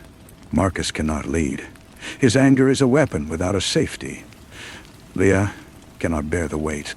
All eyes turned to Alvin. He felt Kari's hand tighten on his arm from behind, a silent plea. He saw the contempt in Marcus's glare, the relief in Leah's sunken eyes. "It's temporary," Alvin heard himself say, the words strange in his mouth. "Just until we find out what happened." Jorge gave a slow, almost imperceptible nod. "Of course, temporary." The transformation was not a sudden explosion, but a slow, cold seepage, like fog claiming a city. Alvin began in the study, trying to decipher his father's coded ledgers. The numbers were straightforward, but the annotations were not. He found references to the tenor's fee, St. Barbara's tithe, transactions with no corresponding bank records. He spent hours listening to the silence of the library, as if it might confess. He started wearing his father's old cashmere overcoat against the chill, the sleeves slightly too long, covering his pianist's hands. The first test came from the Volkovs. They moved on a waterfront warehouse, a minor holding. Marcus wanted to burn one of their distilleries in response. "An eye for an eye," he growled, his fists clenched. Alvin, looking out the same window his father had, felt a strange calm. "No," he said. "We take the customs inspector they own. Not with a threat. We buy him, double what they pay, and we leak the photos of him with a Volkov lieutenant to the FBI white-collar crime unit." Marcus stared, baffled. "That's weak." "It's permanent," Alvin corrected, his voice soft. It removes a piece from their board and ties up their operations in federal investigations for a year. It's what Father would have done. Jorge, standing in the corner, allowed himself a small, tight smile. Kari saw the change in increments. The late nights he called meetings, the new, detached way he discussed problems, as if people were variables in an equation. The disappearance of the gentle man who would spend Sunday mornings making her coffee and listening to jazz. One night, she confronted him in his new home office, a room that smelled of old leather and loneliness. "You're becoming a ghost," she said, her voice breaking. "You're wearing a dead man's skin." He looked up from a spreadsheet, his eyes reflecting the blue light of the monitor. "Someone has to be the ghost, Kari, or the whole house falls down." The mystery of Gideon's disappearance was the engine of his metamorphosis. He had Jorge compile dossiers on everyone, brothers, associates, rivals. He learned that Leo had secretly borrowed a large sum against his trust, money that had vanished into a failing experimental art gallery. He learned that Marcus had been meeting with a Volkov captain. Meetings, Marcus claimed, were about feeling out their intentions. He learned that his father's last known call was to a private number registered to a shell company owned by the Chen Syndicate. The tension was a wire pulled taut across the city. Alvin navigated it with a chilling, analytical grace. He brokered a fragile new understanding with Madame Chen, a woman of terrifying poise, by offering her exclusive rights to a new port terminal, cutting the Volkovs out entirely. It was a masterstroke that consolidated power, but painted a target on his back. The Volkovs responded not with business, but with blood. They sent a message, the head of the Vale family's most loyal enforcer, delivered in a box to the gates of the compound. Alvin received the news in the library. He felt a surge of something hot and red. Marcus inherited temper, but he let it cool, harden into something else. He walked to the terrace, to the spot where the single drop of blood had been. The stain was gone, scrubbed away, but he could still see it in his mind. He understood then that the blank page his father left was not an absence, but an invitation. A first page. He would write the next chapter in the language they understood. He didn't send Marcus. He didn't hire a freelancer. He called in a debt from a man whose daughter he had secretly placed in witness protection years ago. A man with no ties to any family. The hit was surgical, quiet. The Volkov patriarch was found in his study, a single bullet through the temple, his own pen lying on a blank sheet of paper. The poetic symmetry was not lost on the city. The message was received. Alvin Vale was no longer the curator. The revelation, when it came, was not from a hidden enemy, but from a broken ally. Leo, drowning in guilt and fear, came to Alvin one rain-lashed night. He was weeping, his body shaking. "I didn't know," he sobbed. "He said it was just a talk, a way to pressure you to step aside, to let Marcus take over. He said Father was stuck in the past, that we needed new alliances." "Who said, Leo?" Alvin asked, his voice calm, a flat lake. "Jorge," Leo choked out. The world narrowed to a pinprick. Jorge, the trusted guide, the keeper of secrets. Alvin saw it all with terrible clarity. Jorge had been the architect. He had fed Leo's financial desperation, stoked Marcus's ambition, facilitated the meeting with the Volkovs. He had lured Gideon to the terrace with news of Leo's betrayal, knowing the old man would confront his weakest son. And there, he had offered Gideon a choice. Step aside for a more aggressive regime under Marcus, a regime Jorge could control, or be exposed, ruined. Gideon, who valued legacy above all, must have refused. And Jorge, who had spent a lifetime learning from the master, had executed the final elegant lesson. No body, no messy evidence, just a disappearance that would throw the family into chaos, a chaos he could then steer. Alvin felt no rage, only a profound, icy disappointment. He had studied the playbook, Jorge had written it. He summoned Jorge to the library the next evening. He did not accuse. He simply laid out Leah's confession piece by piece, his tone that of a lecturer discussing a flawed thesis. Jorge listened, his old face impassive. When Alvin finished, Jorge sighed, a sound of genuine regret. He was a great man, Jorge said, but he could not see the storm coming.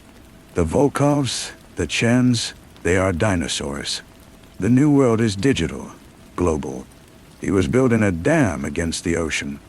I was trying to build a ship. Leah, you killed my father. I offered him a dignified exit. He chose the cliff. Jorge's eyes were steady. You, though, you surprised me. You have his mind, but without his sentiment. You are the ship, Alvin. Let me be your navigator. Alvin walked to the terrace door, opened it. The cold, damp air rushed in. Come here, Jorge. Show me where it happened. Jorge, after a moment's hesitation, joined him. They stood side by side, looking at the dark, churning water. He stood right here, Jorge said softly, almost nostalgically. He told me I was a betrayer of the worst kind, a betrayer of trust. He said he would see me in hell. Then he turned to go back inside. And I helped him over the edge. Alvin nodded, as if satisfied with the confirmation. Thank you for the honesty. In one fluid motion, born of a deep inherited violence he never knew he possessed, Alvin turned, his hands, those pianist's hands now strong and sure, clamping on Jorge's shoulders. He did not push. He pivoted, using the older man's own momentum as he flinched away. Jorge's heel caught on the subtle lip of the terrace. For a second he was suspended, his eyes wide with a shock that was not fear, but a kind of professional disappointment at the crudeness of it. Then he was gone, swallowed by the roar of the waves and the night. Alvin stood there for a long time, breathing in the salt air. He went back inside, closed the door on the damp, and sat in his father's leather chair. He took the Mont Blanc pen from the drawer. He pulled a fresh sheet of vellum towards him. The blank page stared back, white and waiting. He put the nib to the paper and began to write. The soft, rhythmic scratch of the pen was the only sound in the room. The ending was not an explosion, but an absorption. Marcus, enraged by Jorge's defection and apparent suicide, was placated with control of the old brute force operations. Leo was sent to a private clinic in Switzerland, a gilded cage. Kari left, a quiet departure with a single suitcase, and Alvin let her go, the last piece of his other life slipping away. He moved permanently into the compound. Years later, Alvin Vale is the undisputed power. The business is smoother, more invisible, more prosperous than ever. He is a respected, if feared, figure. He has a new wife, a cool, elegant woman who understands the contours of their world. He has a young son. One evening, he is working in the library. The silence is complete, profound, his own. His son, a quiet boy of 7, enters, drawn by the light. The boy looks at him with wide, curious eyes. "Papa," the boy whispers, "what are you writing?" Alvin looks down at the page. He is not writing figures or orders. He is writing a story about a silence, a blank page, and a single drop of blood. He looks at his son's hands, small and unmarked. "Nothing important," Alvin says, his voice a soft echo in the quiet room. "Go to bed." The boy obeys, padding softly out. Alvin listens to the silence after the door closes. It is a specific, textured silence, the absence of a sound that has not yet begun. The soft, future scratch of his own son's pen, writing the next page, and the next, in a story that has no end. He puts his pen down. The The page before him is only half full. The rest is blank, white as bone, white as the crest of a wave in the moonlight below the terrace. Waiting. The boy's question lingered in the air long after the door clicked shut. Alvin stared at the words he had written, a chronicle of his own becoming. It was a confession of sorts and a blueprint. He realized, with a chill that had nothing to do with the evening air, that he was creating a testament, not for the police or for history, but for the boy. So he would understand the price of the silence, the weight of the pen. He folded the page carefully and locked it in the bottom drawer of the desk, the one that had been his father's. The key was small and cold. He dropped it into his waistcoat pocket, where it rested against his ribs like a second metallic heartbeat. The next morning, a package arrived. It was plain, brown, and bore no return address. Inside, nestled in unmarked tissue paper, was a small, exquisite jade figurine of a crane.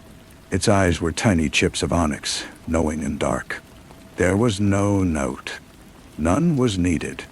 It was from Madame Chen, a gesture of respect and a reminder.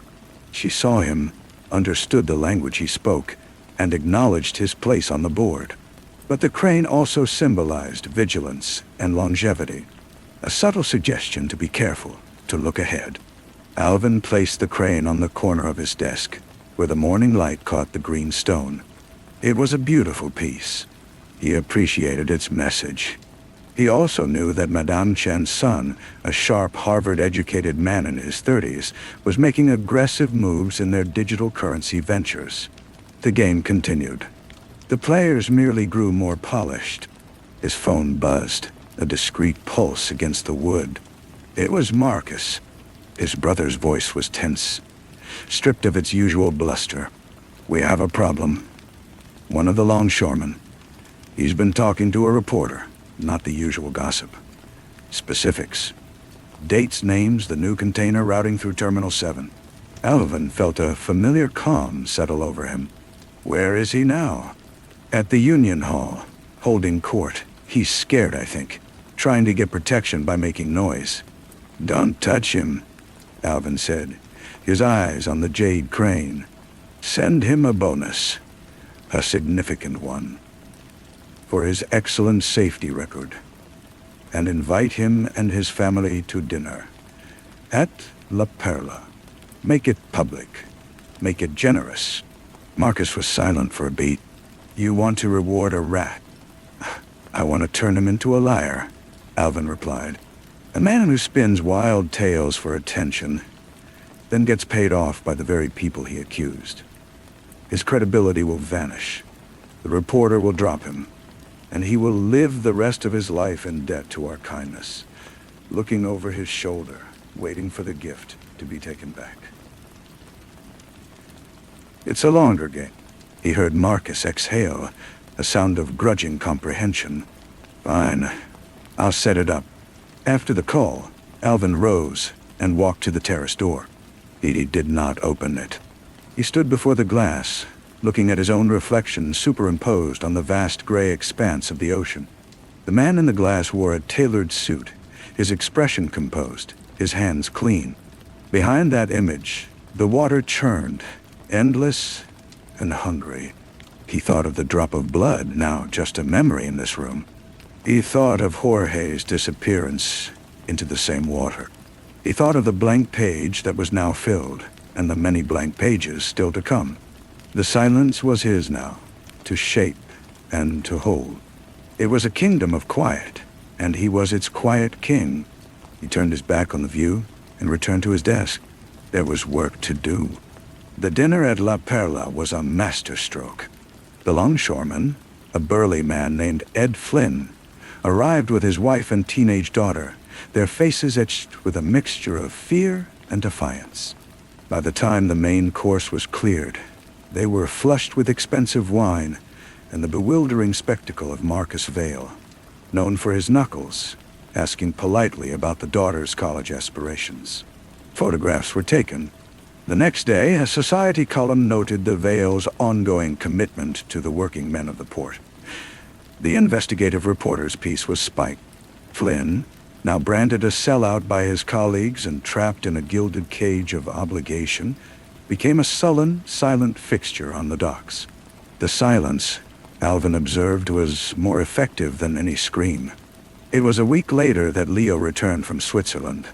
He was tanned, thinner, the tremble in his hands replaced by a new, medicated steadiness. He asked to see Alvin in the library. He stood not as a supplicant, but with a fragile dignity. "I'm not asking for a place in the business," Leo said, his voice clear. "I know what I am, what I did." He met Alvin's gaze. "But I am a Vale. I want to be useful. Let me run the foundation. The art, the charities, the things that Mother loved, the clean things." Alvin studied his brother. The migraines had receded, but the eyes held a permanent shadow, the knowledge of his own weakness. He was, in his way, another piece to be placed carefully on the board. "The foundation requires discretion, Leo. Absolute discretion." "I understand discretion now," Leo replied, a faint, bitter smile touching his lips. "Better than anyone." Alvin nodded. "Then it's yours." It was a good solution. It gave Leo purpose, kept him close, and maintained the polished front. The front that was now, Alvin knew, the most important weapon of all. The true test of that front came during the city's annual Harbor Gala, a glittering fundraiser where the city's legitimate and illegitimate wealth mingled under crystal chandeliers. Alvin attended with his new wife, Celia. She wore emeralds that matched Madame Chen's jade crane, which now resided in a glass case in his study. They moved through the crowd, a portrait of power and grace. He shook hands with the mayor, laughed politely with the police commissioner. He was, to all appearances, simply another wealthy patron, a philanthropist, a devoted husband. Across the room, he saw Kari. She was on the arm of a cardiologist, a man with kind eyes and no knowledge of terrors or blank pages. She looked happy, lighter. For a moment, their eyes met. There was no anger, no regret, just a vast, unbridgeable distance. She gave a small, almost imperceptible nod. He returned it. It was the final period on their old story. Later, on the balcony overlooking the very docks his family controlled, Madame Chen found him. She was a small woman, her hair a sleek cap of silver, her smile a razor's edge. "A lovely evening, Mr. Vale. The city seems so peaceful." "Peace is good for business, Madame Chen," Alvin replied, offering her a glass of champagne from a passing tray. "Indeed, and business, as they say, is good." She sipped, her eyes on the dark water. "My son, Daniel, is quite impressed with your insights into the Asian markets. He finds your methods refreshingly direct. I'm glad we understand each other." "Understanding is one thing," she said, turning her gaze fully on him. Her eyes were black and depthless. "But the ocean is vast, Mr. Vale. Even the most skilled captain can be surprised by a storm he does not see coming. A storm from a seemingly clear sky." Aye, the threat and the warning were perfectly woven. She knew about the Volkov patriarch. She likely suspected about Jorge. She was telling him she was not afraid, and that she was watching. Alvin smiled, a calm mirror of her own expression. "Then a wise captain trusts his instruments and prepares for every weather. I find the forecasts have been quite accurate lately. They held each other's look for a heartbeat longer than was polite." Then Madame Chen's smile warmed, becoming merely social again. "Enjoy the rest of your evening." Alvin did not return to the party. He sent Celia home in the car and walked a few blocks to the compound alone. The night air was cool. He thought of clear skies and unseen storms. He thought of instruments and forecasts. His father had relied on loyalty, on the accord, on a code.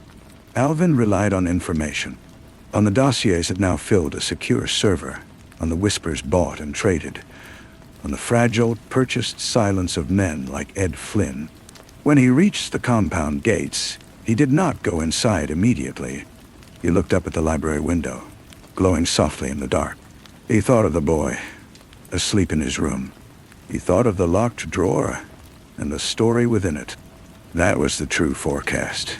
That was the instrument he was building for the future storm, the one that would one day come for his son. He entered the silent house, climbed the stairs, and paused outside his son's door. He listened to the quiet, even breathing within. Then he continued down the hall to the library. He did not turn on the main light. He went to his desk, unlocked the drawer, and took out the single-filled page. He read it once more in the dim glow from the terrace windows. Then he struck a match and held the corner of the paper to the flame. He watched as his history, his confession, his blueprint, curled and blackened, dissolving into ash. He dropped the last fragment into a heavy crystal ashtray. The blank page was not a threat. It was a promise, a future, and he would ensure his son was ready to write it, in whatever language the world demanded. He sat in the dark, the scent of smoke faint in the air, and listened to the deep, familiar silence of his kingdom. It was a good silence, for now. The following spring, Alvin took his son sailing. It was a crisp, bright day, the sun glinting off the waves like scattered coins. The boy, whom they called Ben, learned the ropes with a serious focus that reminded Alvin of himself. They were alone on the water, the city, a distant silhouette. For a few hours, the silence was simply the wind in the sails and the cry of gulls. Ben was at the tiller, his small hands firm. When he looked up at his father, "Papa," he asked, his voice clear over the water, "how did grandfather die?" The question was a pebble dropped into a still pond. Alvin adjusted the mainsail sheet, buying a moment. The official story was a heart attack. The private truth was in the ashes of a burned page. He looked at his son's expectant face. The innocence there, not yet a shield, not yet a weapon. He was a complicated man, Alvin said finally. He lived in a complicated world. Sometimes, in such worlds, people disappear. They leave a space behind. That space, it has to be filled. Carefully. Carefully. Ben frowned, processing this. Did he do something bad? He did what he thought was necessary to protect his family. To protect us. Alvin moved to sit beside him, taking the tiller back, his hand covering his son's. That is the first lesson and the last. Everything we do for the family. The cost is measured in silence. Do you understand? Ben looked from his father's hand to the vast, empty horizon ahead. He nodded, not with the certainty of understanding, but with the acceptance of a truth presented as fact. I think so. Good, Alvin said. He pointed the bow toward home. Now watch the jib. Tell me if it luffs.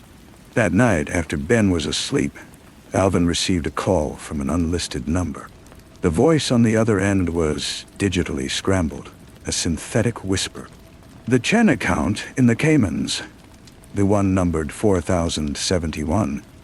A withdrawal was attempted today, 7 figures. The protocol was bypassed. Alvin's blood went still. Account 4071 was a shadow fund, a pool of capital reserved for extreme contingencies. Only 2 people had the full authorization, himself and Madame Chen. A bypass meant an inside job, a betrayal within her own organization, or a test. Trace the endpoint, he instructed. Singapore, a shell. But the digital footprint has a signature. It matches patterns associated with Daniel Chen's personal tech team. Daniel.B. The ambitious son, making the move not against the Veils, but against his own mother. Alvin stared at the jade crane on his desk. Vigilance and longevity. Madame Chen's warning about storms from clear skies echoed in his mind. This was not his storm, not yet. But it would send waves to his shore. He had a choice. Inform Madame Chen and earn her deeper debt, or let the betrayal play out and deal with the volatile, greedy Daniel later. He considered the silence he cultivated, the delicate balance. Daniel was a rash, hungry variable. Madame Chen was a known quantity, a master of the old, subtle ways. The calculus was clear. He picked up his encrypted phone and dialed a number in Shanghai. It was answered on the second ring. "Madame Chen," he said, his voice calm in the quiet room. "Forgive the late hour. I have come across some financial information that I believe you will find of urgent interest concerning your son, and account 4,771. The pause on the line was profound. When she spoke, her voice was like polished stone. "I see. Thank you, Mr. Vale. This is a clarifying conversation. I will be in touch." The line went dead. Alvin set the phone down. He had just chosen a side in a war that wasn't his, to prevent a future war that would be. He had traded a secret for an obligation. It was the currency of his world. He walked to Ben's room. The boy was asleep, one arm thrown over a book about constellations. Alvin carefully extracted the book and placed it on the nightstand. He looked at his son's peaceful face, the unlined brow. The silence in this room was different. It was temporary. It was borrowed. Soon enough, the boy would have questions that couldn't be answered with lessons on the tiller. He would need to understand the calculus, the cold equations of protection and cost. He would need to learn to listen to the silences and to hear the whispers within them. Alvin smoothed the boy's hair. The page was turning, even now.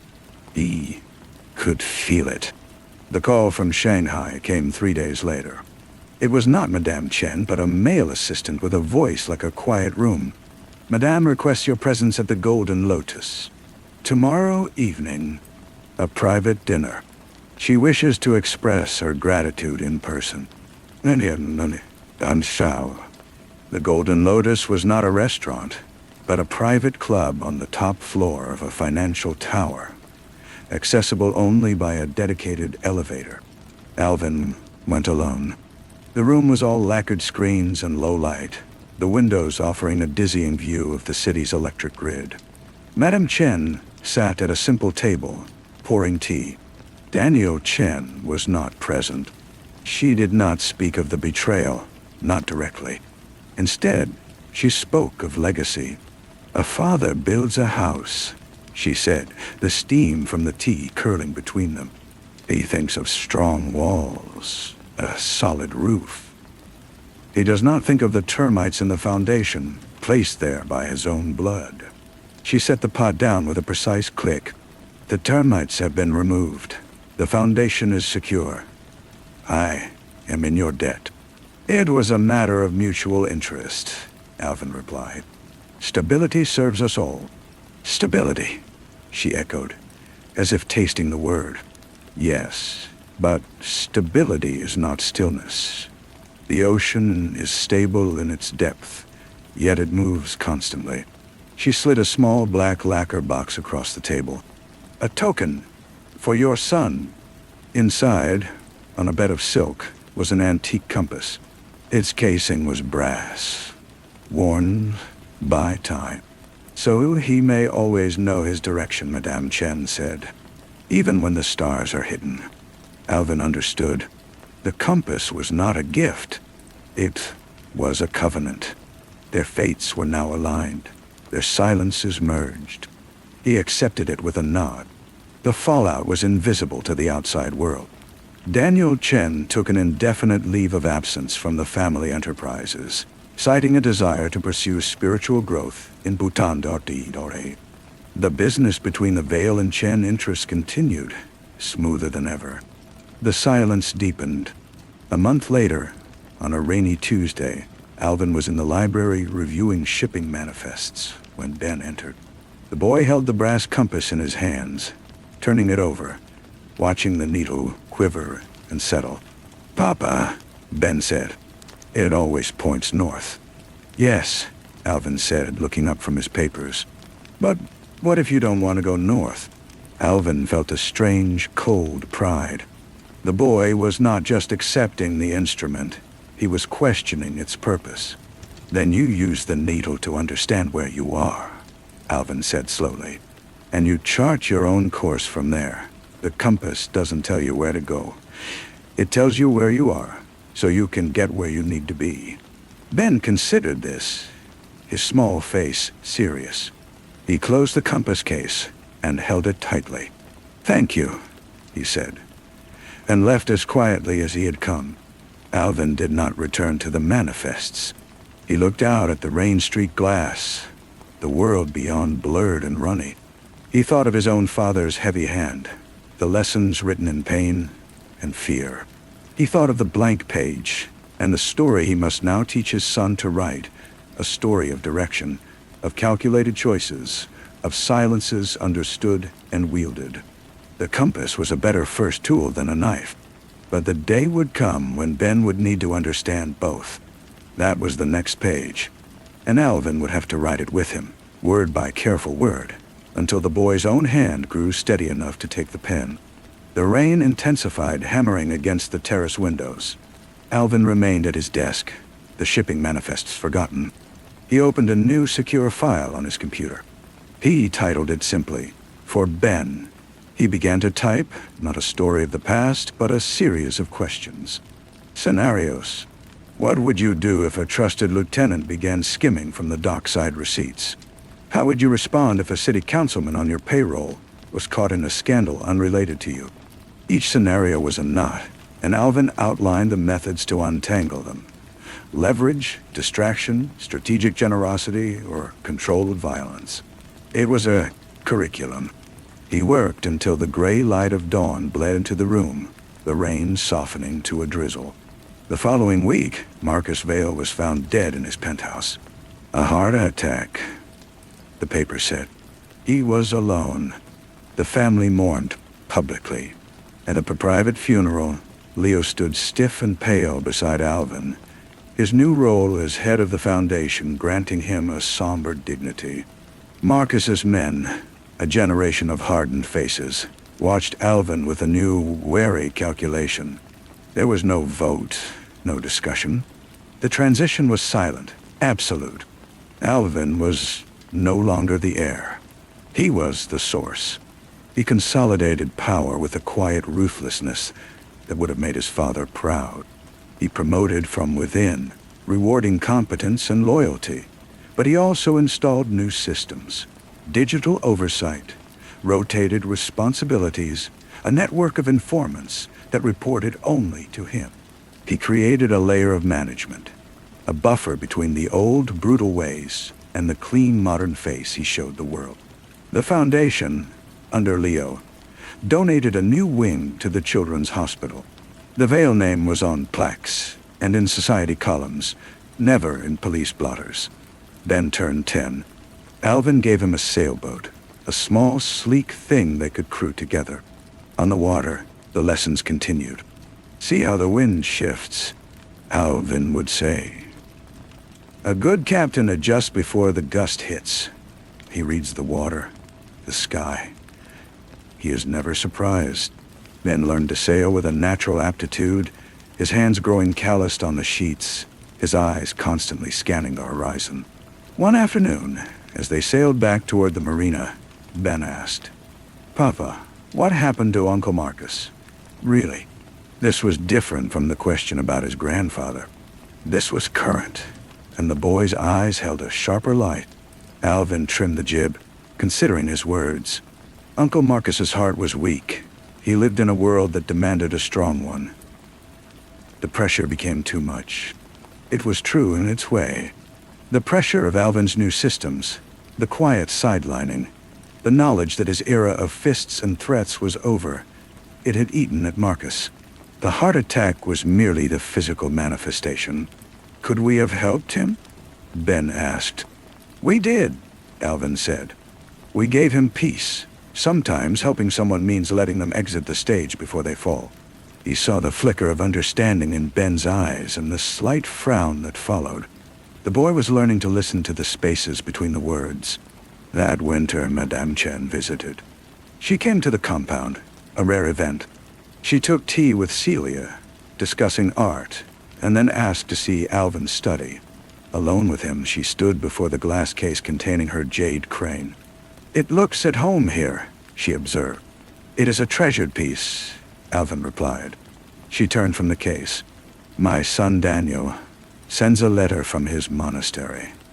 He has found profound peace in the chanting of mantras. He may never return to business. Her tone was dry, devoid of sentiment. A storm once seen can be steered around. You have my thanks again. The compass you gave Ben is his most prized possession, Alvin said, acknowledging the debt without directly addressing its cause. Good. She smiled her razor smile. Children are the true compass. They point to the future. We must merely ensure they are not magnetized by inferior metals. With that, she took her leave. After she was gone, Alvin stood for a long time in the study. The silence was different now. It was no longer something he simply held. It was something he cultivated. A garden of quiet understandings and unspoken alliances. He looked at the family portrait on the wall. Himself, Celia, Ben. A perfect picture. He thought of the file on his computer, the growing list of lessons. He thought of the old ledger, now digitized and encrypted, that recorded the true history of their fortune. Ben would be ready.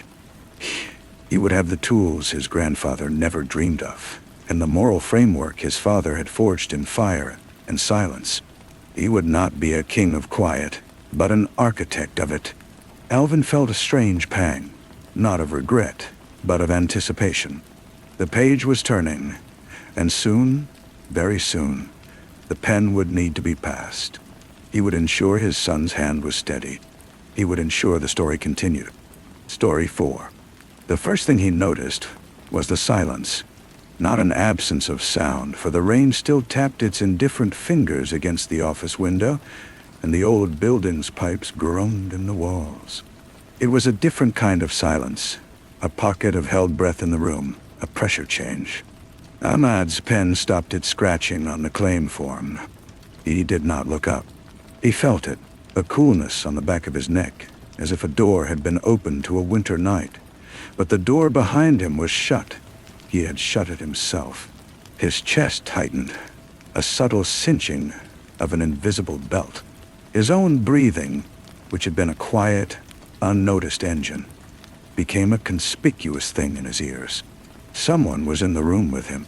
The logic of the empty office, the late hour, the locked front door, all of it had argued against this animal certainty. Yet the certainty remained. A primal sediment stirred in the blood. He was being watched. He forced his head up, his eyes to travel slowly across the familiar landscape of his desk, the green-shaded lamp pooling light on wood, the filing cabinets standing like gray tombs, the dark doorway leading to the hall. Nothing moved.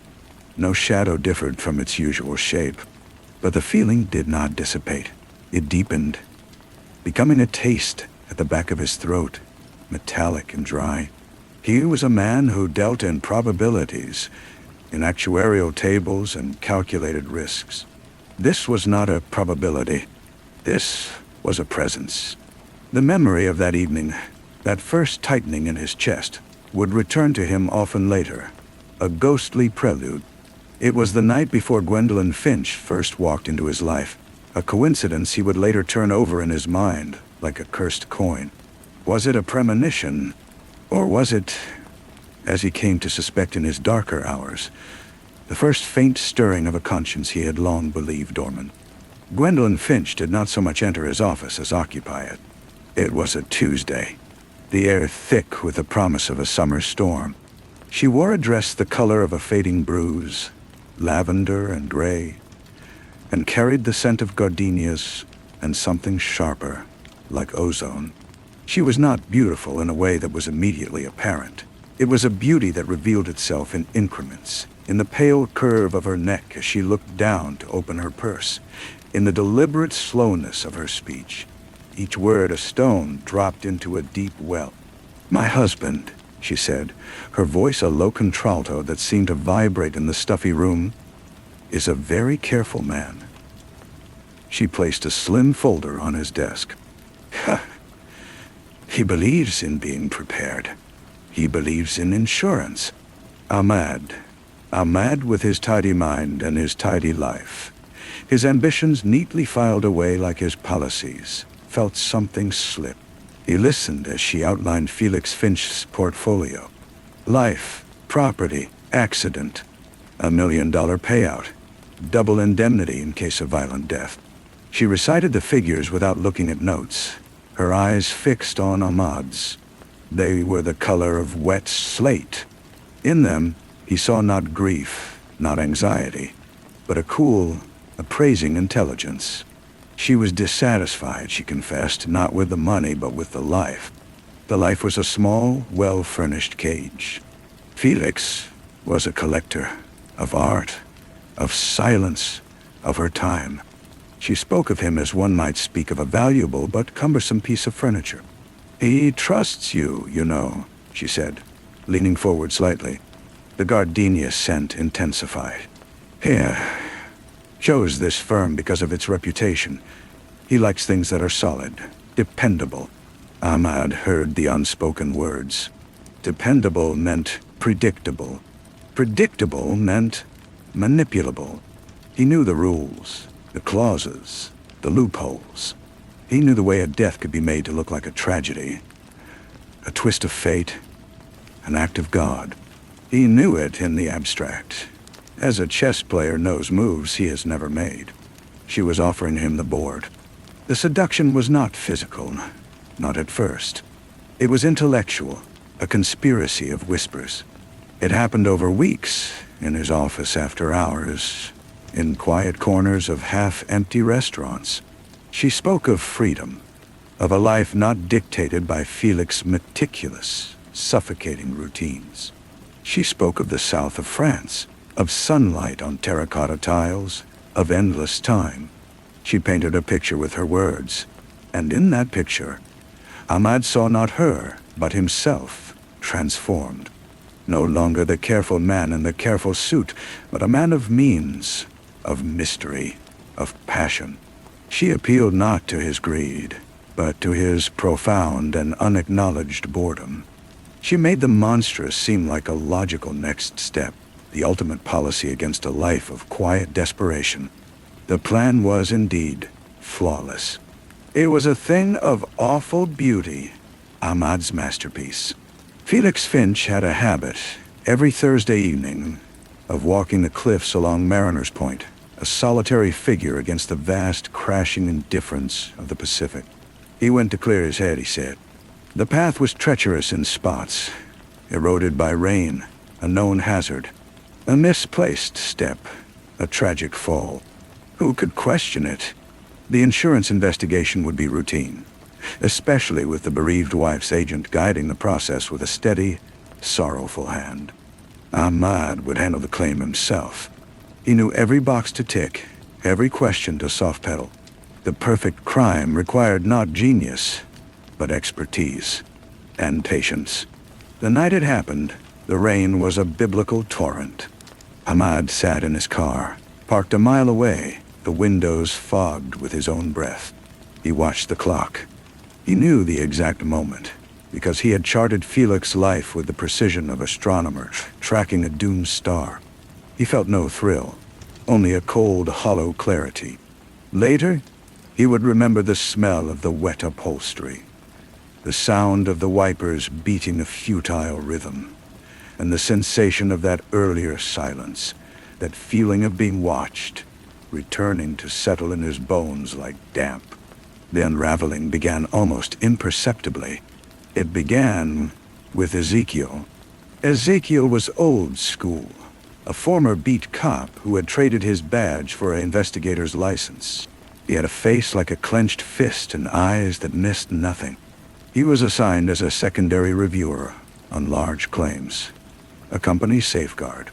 He stood in Ahmed's office 2 days after Felix Finch's broken body was found on the rocks. His presence a solid, inconvenient fact. Tragic, Ezekiel said, his voice a dry rasp. He held the preliminary report, his thick fingers leaving faint smudges on the paper. He didn't look at the report. He looked at the space just above Ahmad's right shoulder, as if reading something written on the air. Man takes the same walk for 10 years. Then one night his foot forgets the way. The rain, Ahmed said, hearing the stiffness in his own voice. The path was a slurry.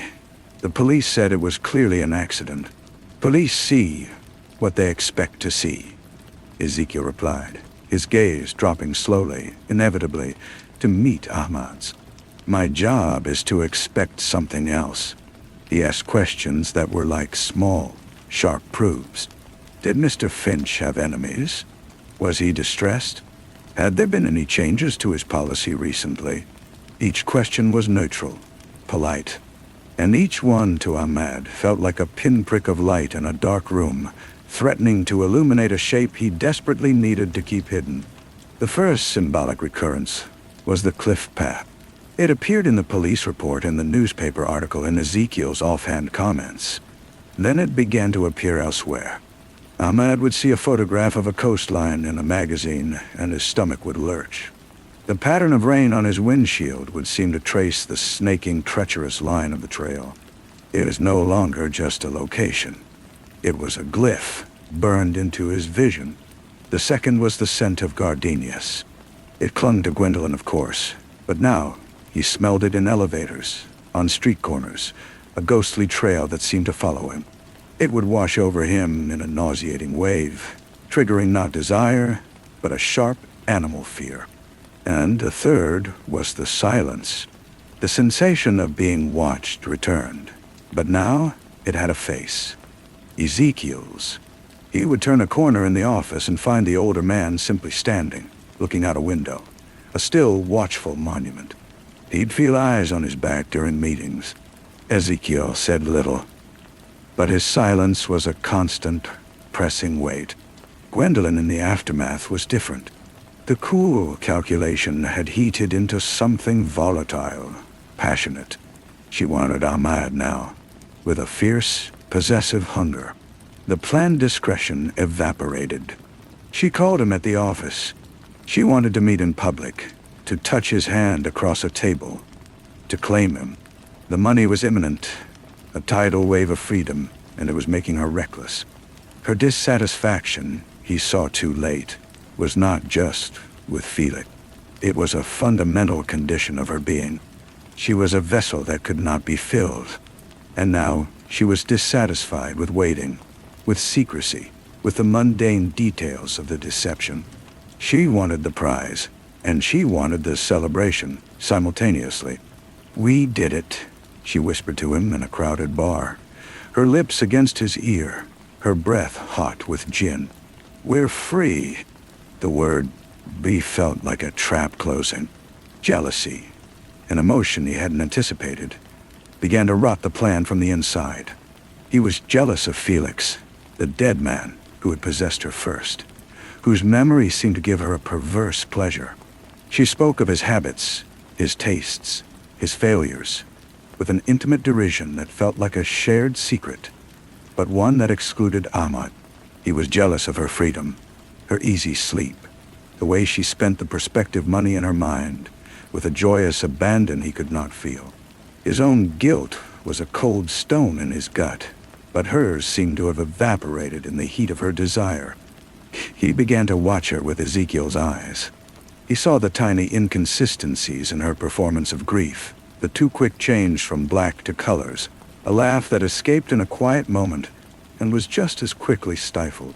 He had crafted the perfect murder, but he had not crafted the perfect murderer. She was the flaw in the equation, the unpredictable variable. Ezekiel's investigation was a slow, methodical ritual. He interviewed the neighbors. He checked phone records. He visited the cliff path not once, but 3 times, at the same hour of Felix's fall. He stood there, Ahmad imagined, a solid, unmoving figure against the wind, trying to see what the rain had washed away.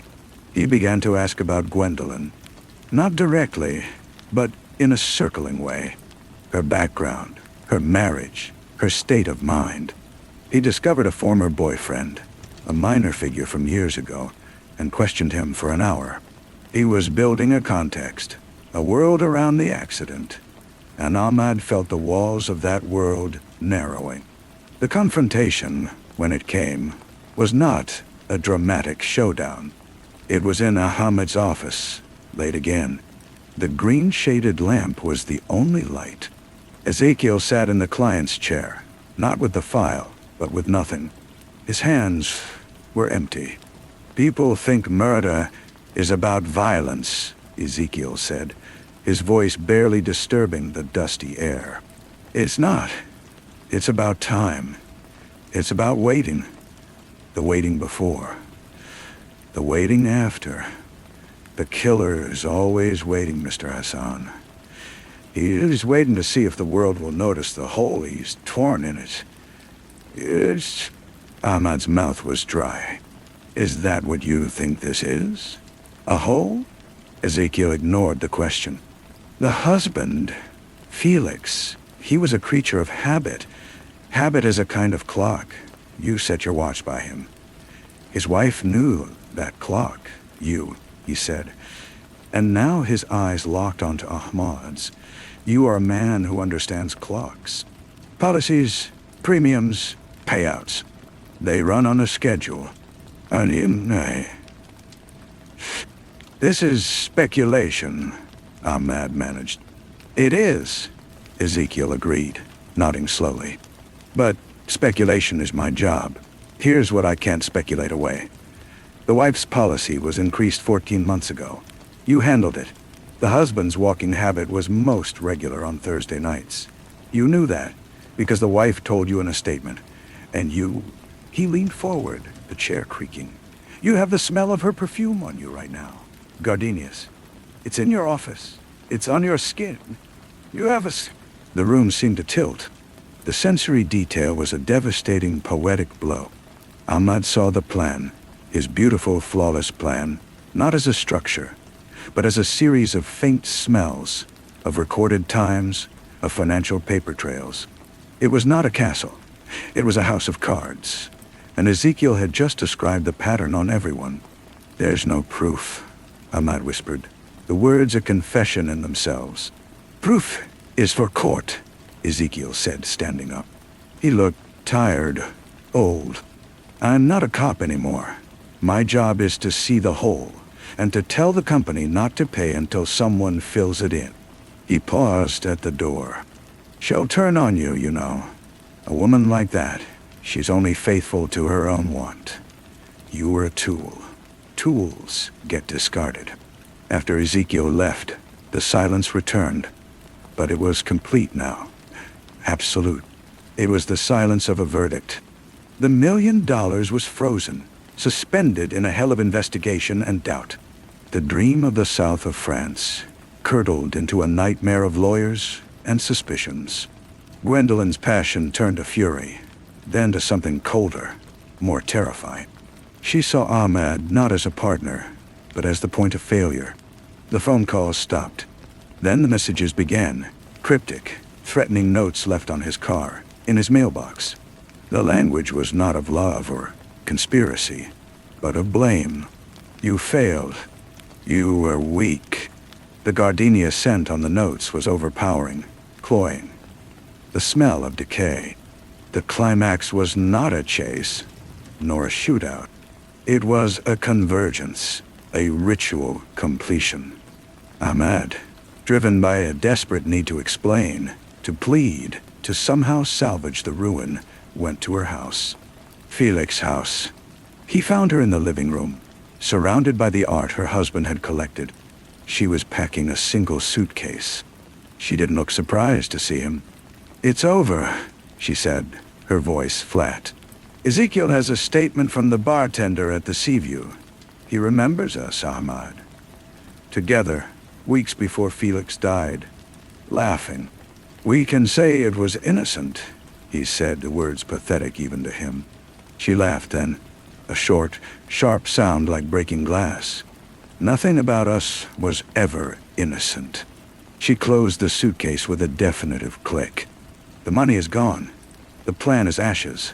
All that's left is the mess. Where will you go? Away from here. Away from you. She looked at him, and in her slate-gray eyes he saw the final, chilling truth. He was not a lover, not a co-conspirator. He was a detail, a messy detail that hadn't been properly erased. He's outside, you know. Ezekiel. He's been watching the house. He's waiting for one of us to do something stupid, to run, to confess. She smiled, a thin, cruel curve of her lips. So I'm going to do nothing. I'm going to walk out that door and I'm going to disappear. And you will wait. You wait for him to come for you. That's your part now, the waiting. She walked past him, the scent of gardenias trailing in her wake like a poison cloud. He heard the front door open and shut. He did not follow. He stood in the house of the dead man, surrounded by the beautiful, silent things Felix had collected.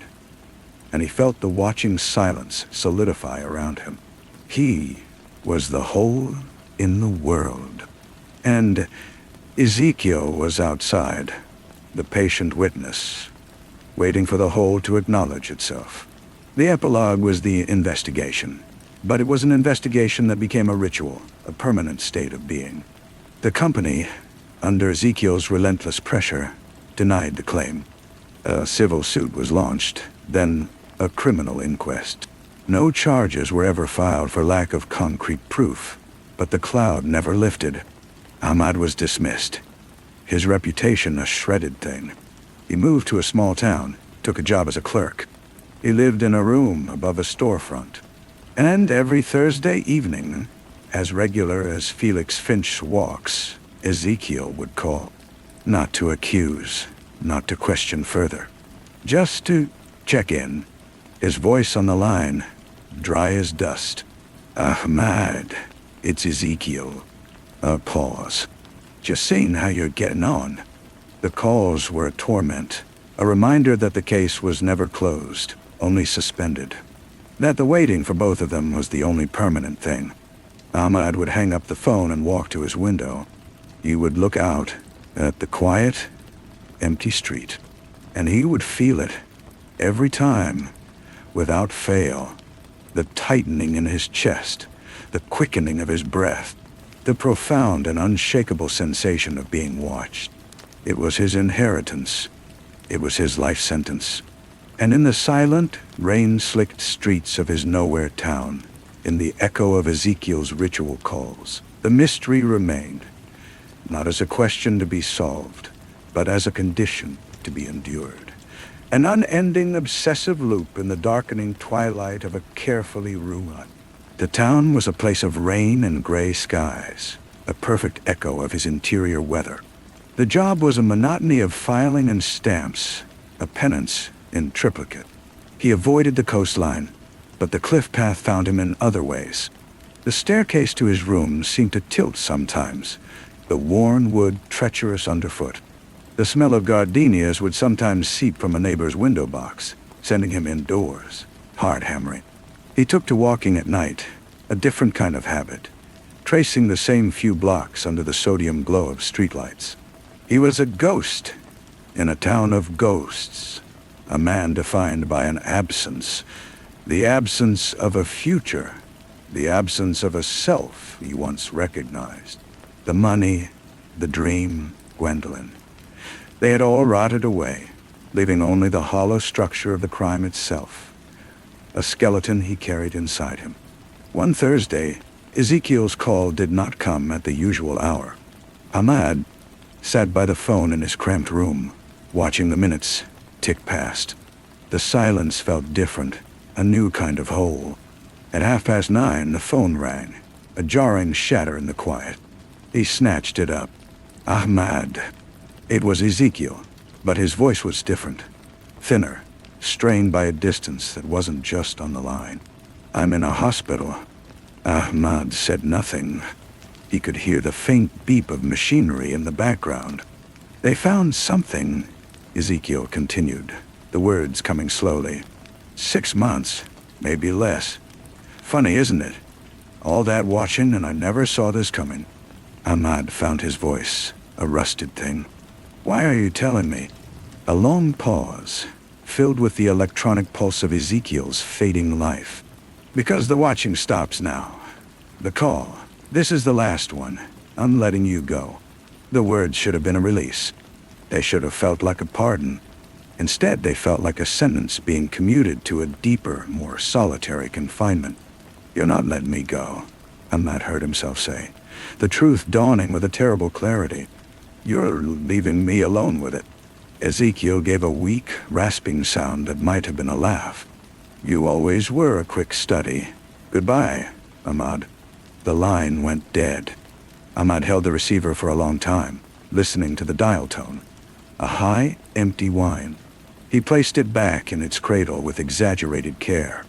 The room was silent. The world was silent. The ritual was broken. He walked to the window. The street was empty, glistening with a recent rain. He felt no eyes upon him.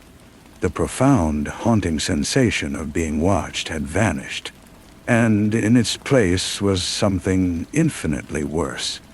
A vast, unobserved emptiness. He was truly alone now. Alone with the memory of what he had done. With the ghost of Felix Finch. With the echoing laughter of Gwendolyn. Ezekiel had been the needle, the constant prick of conscience. Now the wound was left to fester without witness. He was free, and the freedom was a vacuum, a crushing weight of nothing. He had wanted a life of passion and means, and he had gotten a life of quiet. But this was a new quiet, a deafening one. It was the quiet of a story no one was left to tell, a crime no one was left to remember. He was the sole keeper of the truth, and the truth was a useless, heavy stone. He turned from the window. The phone sat, black and inert, on the table. It would never ring again.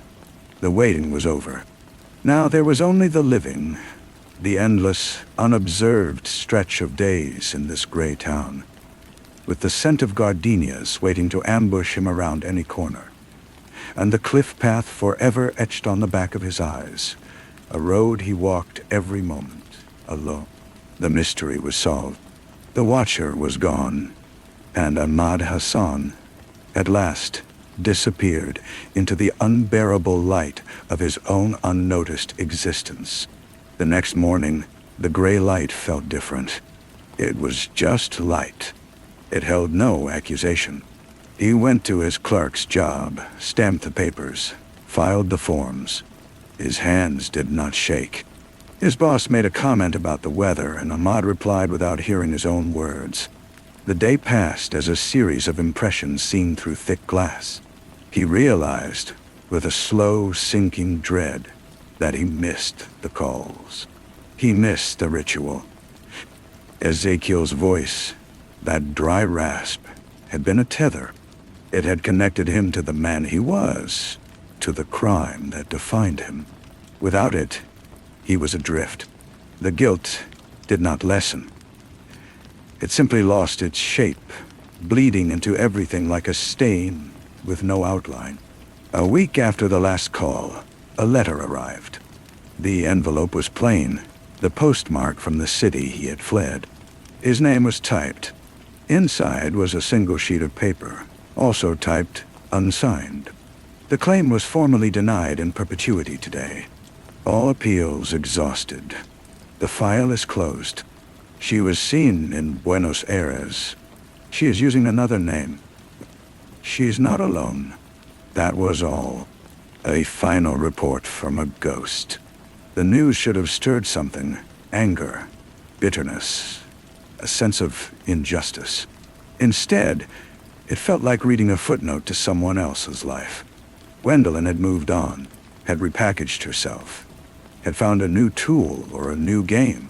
She was alive in the world, a vibrant, poisonous flower. He was here, in this quiet room, fading. He did not destroy the letter. He placed it in a drawer beneath his socks, a secular relic. He understood now that Ezekiel had not been trying to solve the crime for justice, nor even for the company. He had been trying to solve the problem of Ahmad. He had been a shepherd, containing a dangerous animal within a fence of suspicion and observation.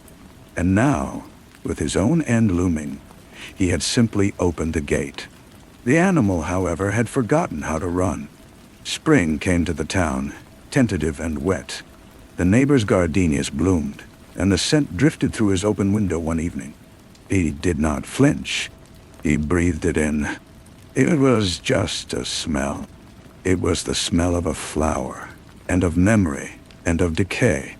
It was all of those things. He let it fill the room. He began to take longer walks, beyond the grid of streetlights, out to where the town met the fields. One evening, he found a path. It was not a cliff path. It was a muddy track through a copse of trees, leading to a small, swollen stream. He stood at the edge, looking at the dark, fast-moving water. He felt a pull, a simple, physical curiosity. What would it feel like to step in, to lose his footing on the slippery stones? The thought was not a desire, not an impulse. It was a clinical consideration. An accident. It would be easy. He did not move. He stood there until the twilight deepened into night. He turned and walked back to his room, his shoes heavy with mud. The next Thursday, at the usual hour, he sat by the phone. He let the silence fill the room. Then he stood, put on his coat, and went out. He walked to the payphone on the corner, the one under the flickering fluorescent light. He lifted the receiver, fed it coins from his pocket. He dialed the number for the hospital he had looked up weeks before, asked for Ezekiel's room. A nurse's voice came on, polite, tired. "I'm sorry, Mr. Ezekiel passed last Tuesday." "I know," Ahmad said. "Thank you." He hung up. He had known, of course. The call had been a formality, his own new ritual. He walked home. The following Thursday, he did the same thing. And the Thursday after that. He would call the hospital, listen to the nurse's confirmation, and hang up. He never identified himself. He was the watcher now.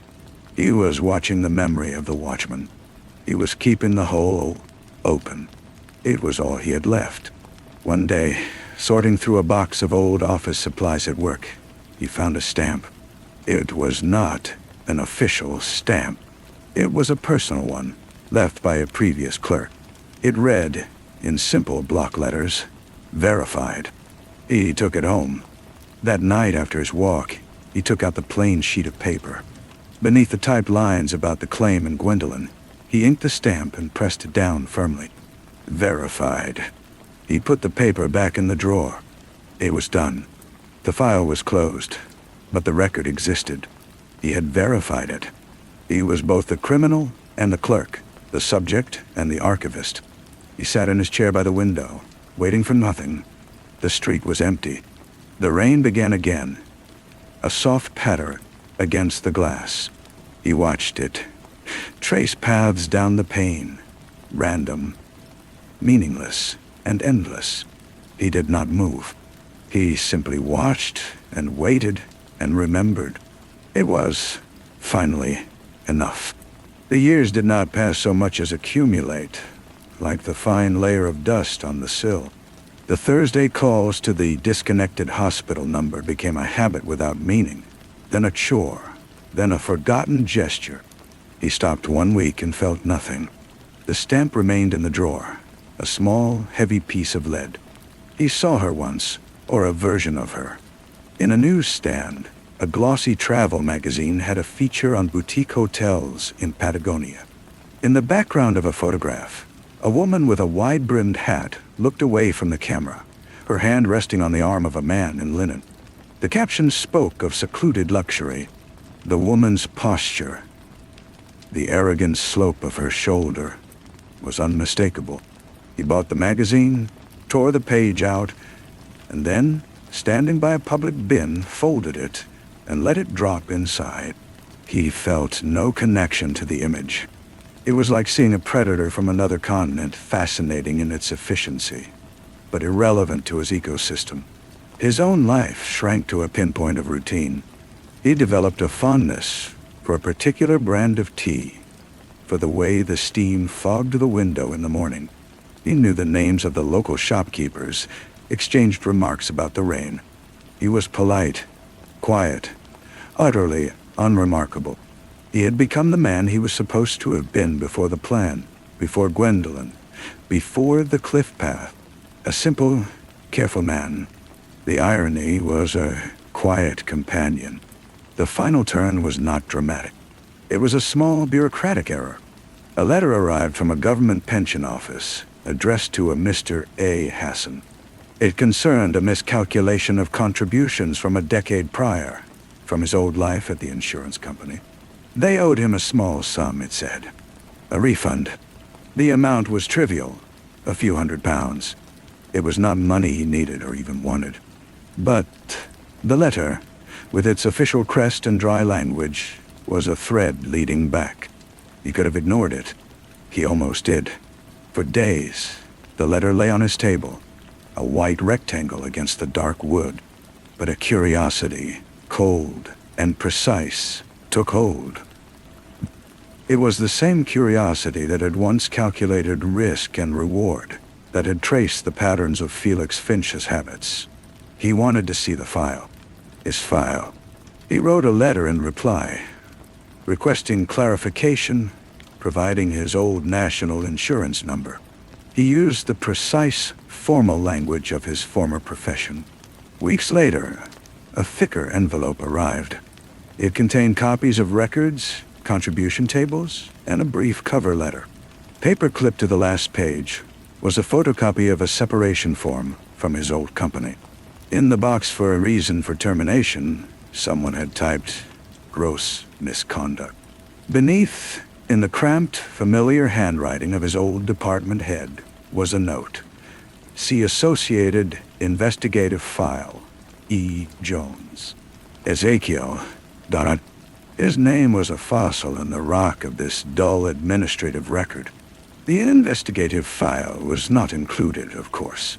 It was elsewhere, archived or destroyed. But its existence was noted here, in this casual, devastating cross-reference. He had never been erased. He had been cataloged. He took the letter and the forms to the small fireplace he never used. He struck a match and watched the paper curl and blacken, the edges glowing orange before crumbling to ash. The pension money would never be claimed. He would not write again. That night, he dreamed not of the cliff, nor of Gwendolyn, nor of Ezekiel's dusty voice. He dreamed of his old office. He was sitting at his desk, the green-shaded lamp casting its pool of light. The policy documents before him were blank. He picked up his pen to write, but the ink was dry. He shook it, tapped it on the blotter. Nothing. He looked up and saw, through the open door, the client's chair was occupied. Felix Finch sat there, not as a ghost, but as a man. He was reading a newspaper. He lowered it, looked at Ahmad, and nodded, a brief, neutral acknowledgement, as if waiting for an appointment to begin. Then he raised the paper again, and the rustle of the pages was the only sound in the room. Ahmad woke to the gray dawn. The dream left no residue of fear, only a profound, empty clarity. He understood now that the hole was not in the world. It was in him, and the world, in its indifferent paperwork way, had simply noted the fact. He got up, made his tea, and watched the steam rise.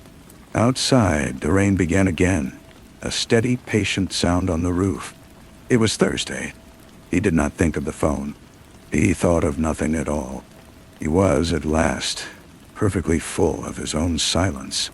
The silence was complete. It was not the absence of sound, but a substance, a medium in which he now lived and moved. He went to work. He drank his tea. He watched the rain. The clerk's job ended with a small, unremarked-upon retirement party in the back of the shop, a cake and a handshake. He received a pension from the town council, a meager sum that was enough. He moved to a smaller room, a single flat in a quiet row of houses. It had a narrow garden in the back, a strip of earth gone to weeds. One day, on a whim, he cleared a patch. He did not plant flowers. He went to a nursery and bought a small woody shrub with dark green leaves. The man at the stall told him it was a gardenia. It would bloom in time, he said, with the right care. Ahmad planted it at the far end of the garden, near the brick wall. He tended it without affection, but with a meticulous attention. He learned its needs, the acidity of the soil, the amount of sun. It was a project, a thing to do. The first white blossom appeared on a cool morning. He saw it from his kitchen window. He walked out and stood before it. The scent was faint, carried on the damp air. He leaned in and breathed deeply. It was just a smell. It was the smell of a flower. He felt nothing but a mild horticultural satisfaction. That afternoon, he took a bus to the nearest seaside town, a place he had always avoided. He walked to the promenade. The wind was sharp, carrying the salt tang of the sea. He found a set of concrete steps leading down to a shingle beach, not a cliff path, but an echo of one. He descended slowly, his old bones cautious on the slick surface. He stood on the stones, the gray water churning a few yards away. He looked at the horizon, the seamless join of water and sky. He had not come to consider an accident. He had come to see if the view would still hold the old terror, the old pull. It did not. It was just a view. It was vast and empty and beautiful in a cold, impersonal way. He turned his back on it and climbed the steps, his knees aching. He caught the bus home. In his flat, he made a final notation.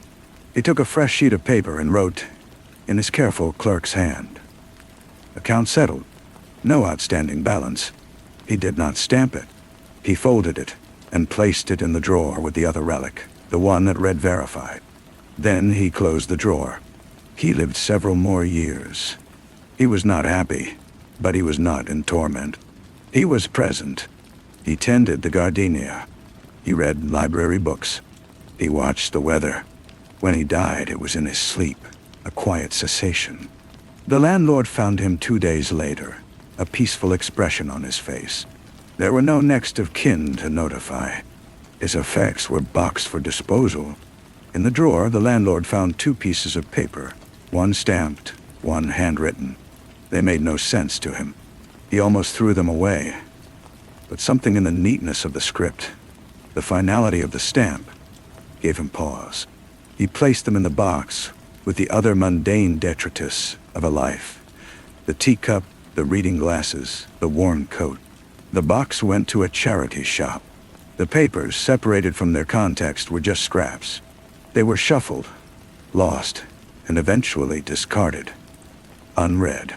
The gardenia in the narrow garden bloomed the following spring, a profusion of white against the dark leaves, its scent drifting over the brick wall and into the neighboring gardens, where it was appreciated, briefly, by strangers, before the petals browned and fell.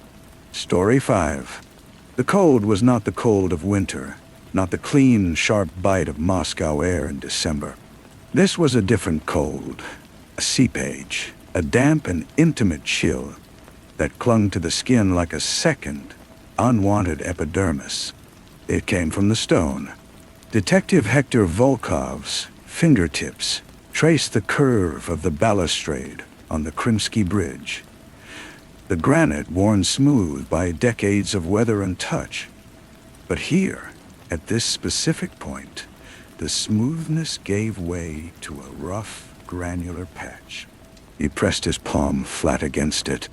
Not roughness, grittiness, a crust, like dark sugar or frozen salt. But when he lifted his hand to the weak morning light, the residue on his skin was a rusty, flaking brown. He did not need to smell it to know its metallic truth. Blood, frozen and fractured into 1,000 tiny scabs against the stone. He looked down into the skeletal trees of Gorky Park below, the first gray light revealing a scene that seemed both meticulously staged and violently abandoned. 3 shapes, dark against the pristine snow, arranged in a crude triangle near the frozen fountain. From this distance, they could have been discarded sacks, fallen logs. But Hector knew. The call had come an hour ago. A terse, coded dispatch that bypassed the usual channels. A discovery, a sensitive matter. His presence required. The cold from the stone seemed to travel up his arm, into his shoulder, settling deep in the core of him. The park was a silent cathedral of frost. Each footfall on the path was a sacrilege, a crunch that echoed too loudly in the hushed white world. The forensic team moved like ghosts in their white overalls, their breath pluming in the still air. Hector approached the first shape. It was a man, or had been. The face was a ruin of purpled flesh and stark bone, the features obliterated by something blunt and furious. The hands were gone. The feet were gone. The removal was clinical, not ragged. A saw's work, not a beast's. The second and third were variations on the same brutal theme. A woman, her dark hair fanned out in the snow like a spilled inkwell. And another man, younger, his posture oddly contorted. All were dressed in fine, foreign-made clothing, a cashmere coat, Italian leather shoes now empty. That spoke of a wealth utterly disconnected from the grim public poetry of their ending. Volkov. The voice was a dry leaf scraping on stone. Louis Orlov of the prosecutor, general's office, stood a few meters away, his long face pale as the snow, his eyes the flat gray of the Moscow sky. He did not approach the bodies. A mess? An understatement, Hector said, not looking at him. He crouched, his knees protesting the cold. He examined the snow around the woman. The spatter patterns were wrong.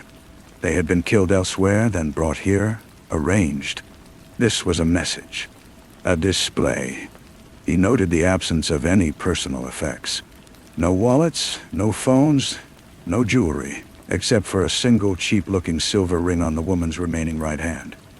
A tiny, stylized bird in flight.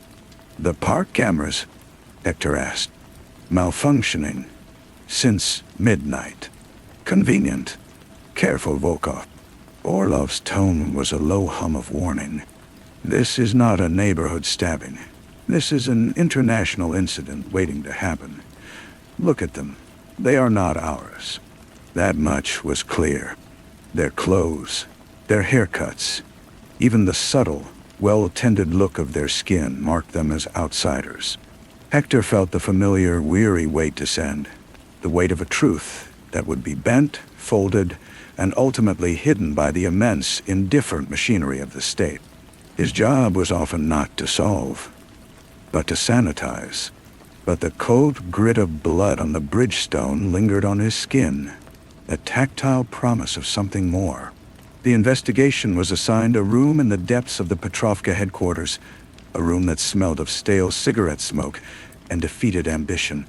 Hector's only ally was a junior detective named Pavel, a man whose youth had not yet been fully extinguished by the system. The victims were ghosts. No missing persons reports matched. No embassy inquiries. Their fingerprints yielded nothing in the national databases. It was as if they had fallen from the sky, already dead. The break came from an unexpected quarter. Edith. She appeared at the precinct 2 days later, a slender figure in a black wool coat, her face pale and composed beneath a fringe of ash-blonde hair. She asked for him specifically. In the interview room, under the relentless fluorescent buzz, she did not weep. Her voice was a soft, steady stream. Her name was Anya, she said, her eyes fixed on the scratched tabletop. The woman, Anya Petrova. She was my sister. Hector waited. The room held its breath. She was a translator for a man named Charlie Ray, Charles Raymond Voss. An American. He has interests here. Shipping, import-export. She spoke the words as if they were in a foreign language herself. The two men, they worked for him also. Security, I think. Anya. She was worried. She said Charlie Ray was involved in things. Not just shipping. She said it was about boxes that were never opened. Shipments that went to old military depots outside the city. She said the money was too good. The silence was too deep. Why come to me? Hector asked. Why not go to the press? To your friends? Edith finally looked at him. Her eyes were the color of a winter sea, and just as fathomless. Because my sister's hands are gone, Detective. Because someone wanted to ensure she could not point a finger or hold a piece of evidence. Who do you trust when the scissors that cut the threads are the same ones that wear the official epaulets? Yeah, no. Shh. She left him with a photograph.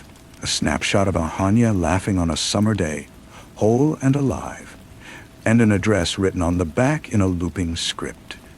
A riverside warehouse district in the northern industrial zone. The warehouse was a monolithic slab of Soviet-era decay, its windows blinded by grime and wire.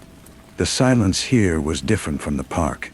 It was a thick, oily silence, broken by the drip of water and the skittering of rats. Hector and Pavel moved through cavernous spaces empty, save for dust and the ghostly outlines of vanished machinery. Then, in a small office overlooking the main floor, they found the ledgers. Not digital files, but old-fashioned paper books, bound in green leather. They detailed shipments, dates, weights, and codes. And they listed clients not with names, but with acronyms that made Hector's blood slow in his veins. Initials that corresponded to state-owned energy giants, to ministries, to branches of the security apparatus itself. As he flipped a page, a slip of photograph fell to the floor. It was a glossy picture of Charlie Ray Voss, a big, broad-shouldered man with a smile that didn't reach his eyes, shaking hands with none other than Louis Orlov at a charity gala.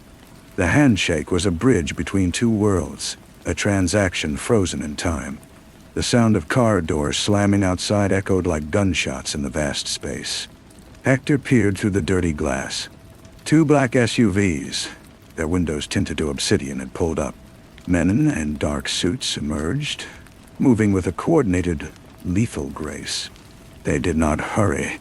They knew what they would find. Secret Service, Pavel whispered, the color draining from his face. Hector's mind worked with a cold, crystalline clarity. The ledgers were the key, but they were also a death sentence. He shoved the one he was holding into Pavel's hands. Take this. Go out the back. Run and dight. Do not go home. Do not call anyone. Hide it. Your life depends on it. But, Hector, go. The word was a crack of ice. Pavel vanished into the shadows. Hector took the photograph of Orlov and Voss, slipped it inside his coat, and walked slowly down the stairs to meet the men entering below. There were 4 of them. Their leader was a man with a face like a closed fist, his eyes hidden behind sunglasses despite the warehouse gloom. Detective Volkov, the man said. His voice was soft, almost polite. You have strayed into a restricted area. I am investigating a triple homicide, Hector replied, his own voice sounding strangely calm in the hollow space. That investigation is concluded. The perpetrators were Chechen extremists. They have been dealt with. The case is closed. The body's in Gorky Park. A tragic incident, now resolved. The man took a step closer. You will hand over any materials you have removed from this site. You will return to your duties. You will forget the names Anya Petrova and Charles Voss. This is a matter of state security. Hector felt the weight of the photograph against his chest. He thought of the gritty blood on the bridge, of Anya's missing hands, of Edith's sea-colored eyes. He thought of the slow, deliberate melody of corruption, a song so deep it vibrated in the foundations of the city. To resist was suicide. To comply was a different kind of death. I have nothing, Hector said. The man with the fist face stared at him for a long, silent moment. Then he smiled. A thin, lipless stretch of skin. "Good. We understand each other. A car will take you back." The ride was silent. Hector watched the decaying industrial landscape give way to the grand, imposing facades of the city center, a city of masks and mirrors. He was not taken to Petrovka, but to a nondescript government building near the Lubyanka. He was led to a plush, quiet office. Louis Orlov was waiting behind a vast, empty desk. "Sit, Hector," Orlov said, gesturing to a leather chair. He poured 2 glasses of vodka from a crystal decanter, pushed one across the polished wood. "You have had a difficult few days." Hector took the glass but did not drink. The silence stretched, taut as a wire. "Charlie Rayvos is a valuable friend to our country," Orlov began, his tone conversational. "He facilitates certain exchanges, the movement of goods that are otherwise difficult to move. The items in those warehouses are not weapons, not drugs. They are antiquities, historical artifacts. Our historical artifacts. He helps us recover them from the West for a fee.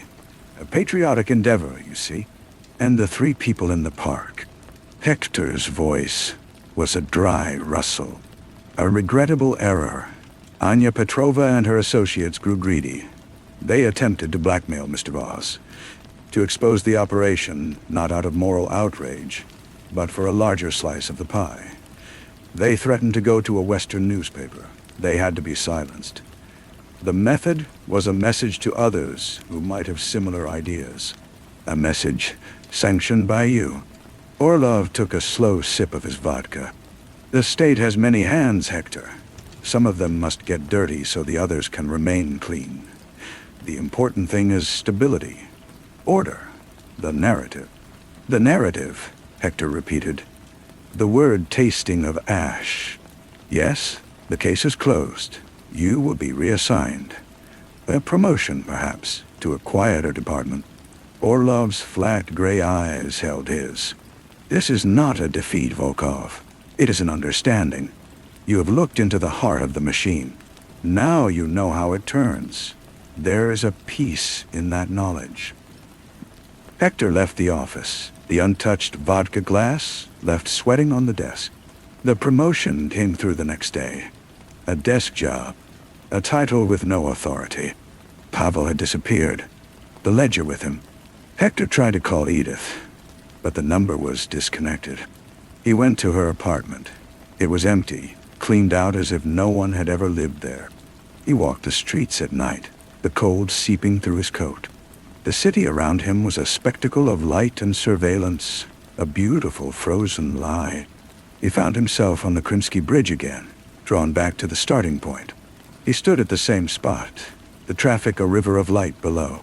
He placed his palm on the balustrade. The gritty, frozen blood was gone, scrubbed away by some efficient, anonymous hand. The stone was smooth, cold, and unyielding. He thought of the single clue he had kept, the one not in the ledger, not in a photograph, but etched on his memory.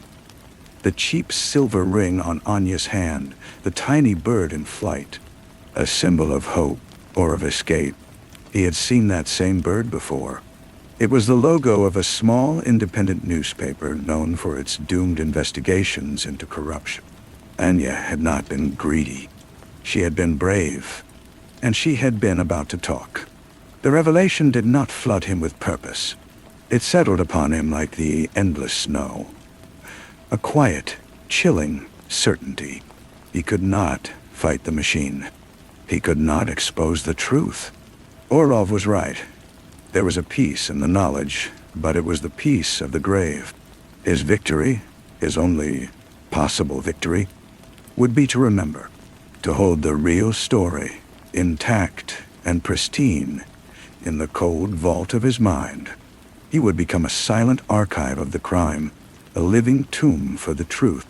Months later, on a night indistinguishable from any other, Hector sat in his new quiet office, staring at a blank report. His phone, his personal one, buzzed with an unknown number. A text message. It contained no words, only a photograph. It was a close-up image of a hand resting on a sun-drenched cafe table somewhere warm, somewhere far from Moscow's eternal winter. On the finger was a cheap silver ring, a tiny bird in flight. Next to the hand was a corner of a green, leather-bound ledger. The image lasted for only 5 seconds before it disappeared from the screen, the message evaporating into the digital ether. Hector did not move. He did not smile. He simply let the ghost of the image burn itself onto his retinas, a fleeting negative in the darkroom. Then he turned back to his blank report, the ghost of a sensation. Gritty and cold, lingering on his fingertips. He would wait. He would remember. The stone was smooth, but the stain was remembered. The blank report remained blank. The office, with its hum of central heating and the faint, bureaucratic scent of paper and dust, seemed to shrink around him, becoming a cell of deliberate inconsequence. The ghost of the ring, the ledger, the sun-drenched table. They were a pinprick of light in a vast, constructed darkness. A signal. Pavel was alive. Some piece of the truth was safe, outside the borders, held in a hand that wore a sister's promise. Hector's days took on a rigid monastic rhythm. He arrived at his desk precisely at 9. He processed the paperwork for petty thefts and traffic incidents that crossed his path, his signature a neat, anonymous scrawl. He ate lunch alone at the same canteen table. He avoided the gaze of former colleagues, whose eyes now slid over him with a mixture of pity and relief. He was a closed book, shelved in the wrong section. He made no attempts to contact the vanished, to probe the sealed case. He understood his role completely. He was the embodiment of the conclusion. Louis Orlov would occasionally pass him in a corridor, offering a curt, satisfied nod, a curator acknowledging a properly stored specimen. But at night, in the small, sparse apartment that felt less like a home and more like a way station, Hector worked. He did not write anything down. He did not make calls. Instead, he began to construct a memory palace, a technique from a half-remembered psychology text. He walked the streets of Moscow in his mind, placing each fragment of the truth in a specific, immutable location. The gritty feel of the blood on the bridge became a stone in the foundation of the Bolshoi Theater. Anya's face from the photograph was placed in the quiet upper hall of the Tretiakov Gallery, near a serene landscape. The acronyms from the ledger were etched onto the pipes in the boiler room of his old building. The sound of Edith's voice was stored in the echo of a particular subway tunnel between Park Kultury and Franzenskaya. He visited these places in his mind every night, walking the routes, touching the mental artifacts, keeping them polished and clear. He knew he was being watched. The occasional static click on his landline, the same gray Lada sedan parked 2 blocks over for weeks, the sense of a shifted object on his desk. They were all reminders that his piece was conditional, a performance that required constant, flawless enactment. The message with the ring had been a reckless spark. He dared not answer, could not even acknowledge it. His response was his silence, his perfect, bureaucratic stillness. A year bled into 2. The seasons turned, but the political winter held. One afternoon, a manila envelope arrived on his desk via internal mail. No return address. Inside was a single sheet of paper, a photocopy of a shipping manifest from the port of Toulon. It was for a container shipped 18 months prior, consigned to a shell company Hector recognized from the green ledger. The listed contents were machine parts, scrawled in blue pen in the margin, in a handwriting he did not know, were the words, "Not parts, people, 14 of them, from Donetsk." Hector's blood turned to ice. It wasn't just antiquities. Orlov had lied, or perhaps had only known a sanitized version. Voss's operation was a dual pipeline, artifacts out, but also something else in. Contraband of a human kind. The bodies in Gorky Park hadn't been about blackmail over stolen paintings. They had been about silencing those who knew what the machine parts really were. Anya had seen the contents of a different box. He followed protocol. He took the manifest to his immediate superior, a weary careerist named Crupin. Crupin glanced at it, his face sagging, and said he would look into it. The next day, Crupin called Hector in. The office was different. A plant had been added. A nicer coffee machine.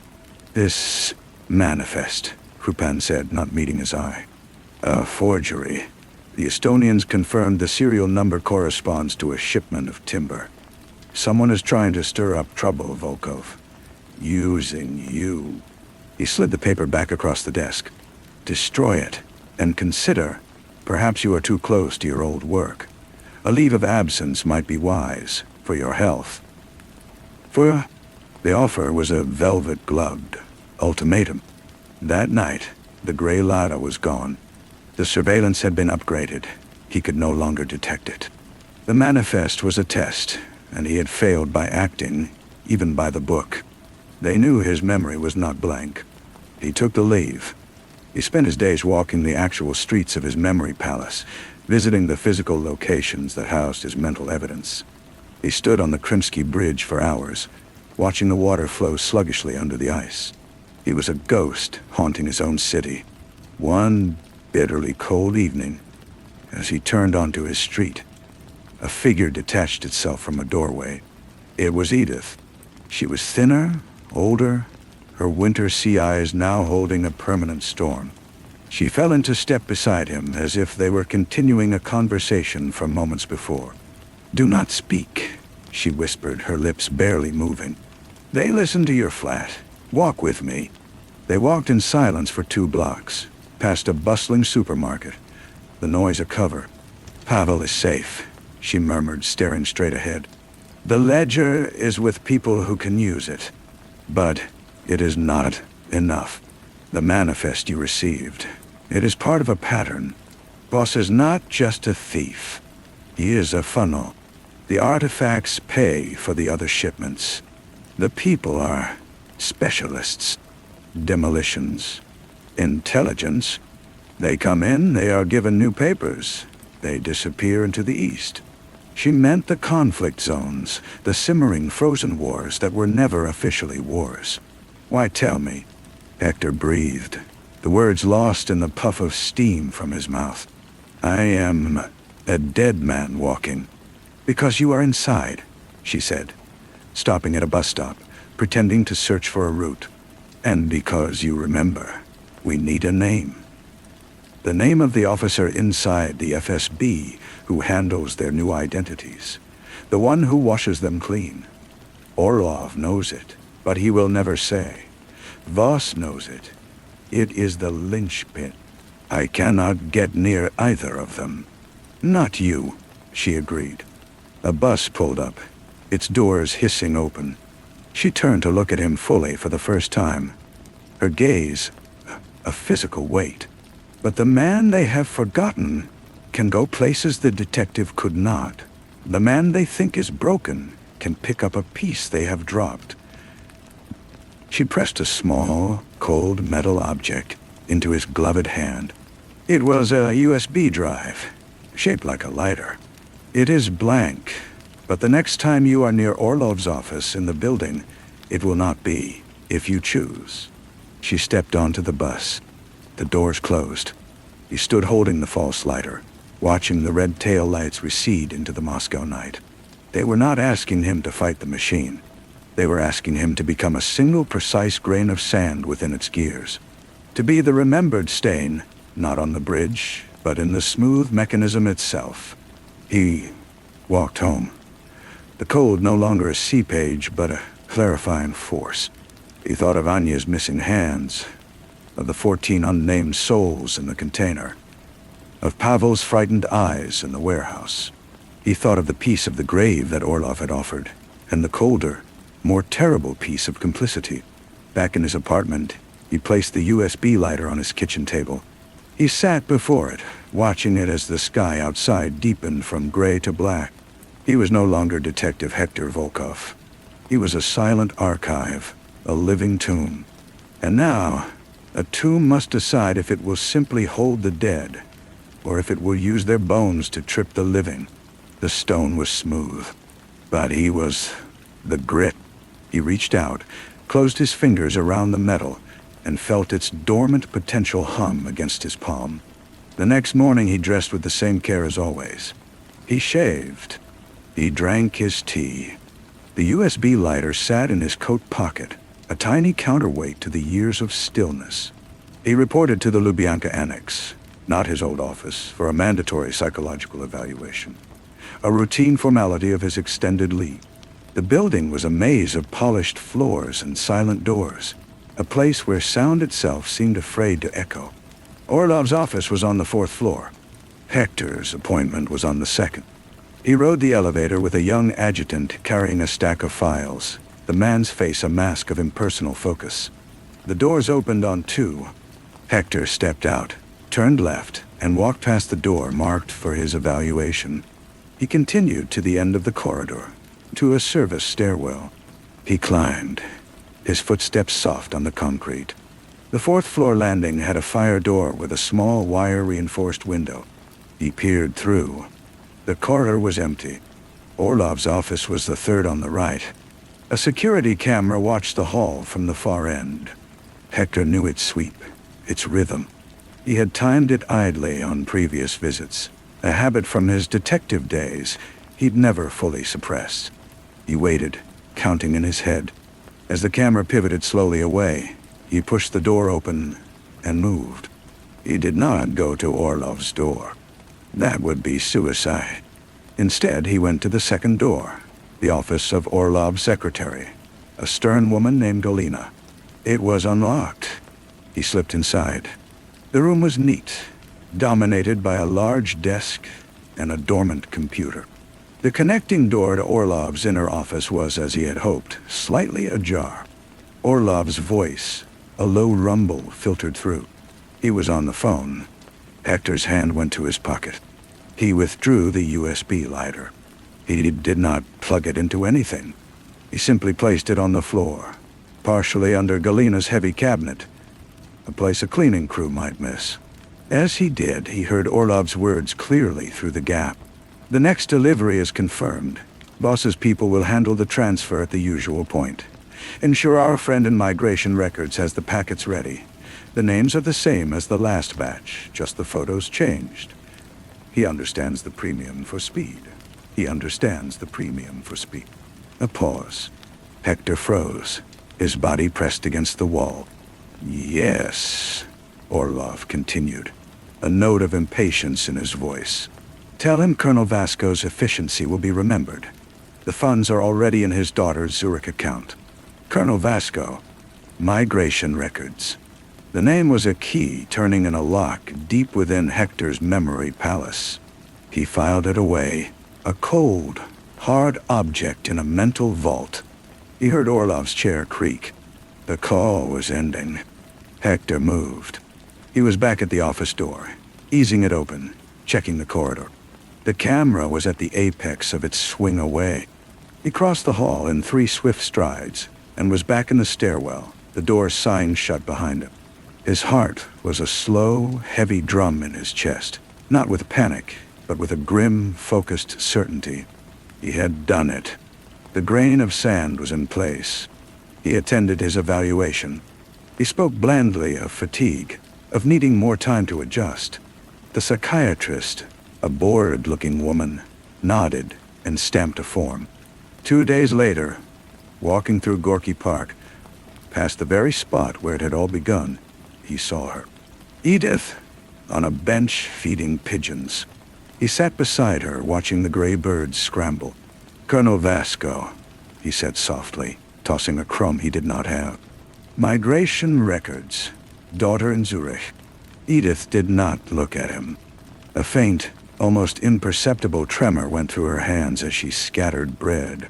"The linchpin," she whispered. "Thank you, Hector.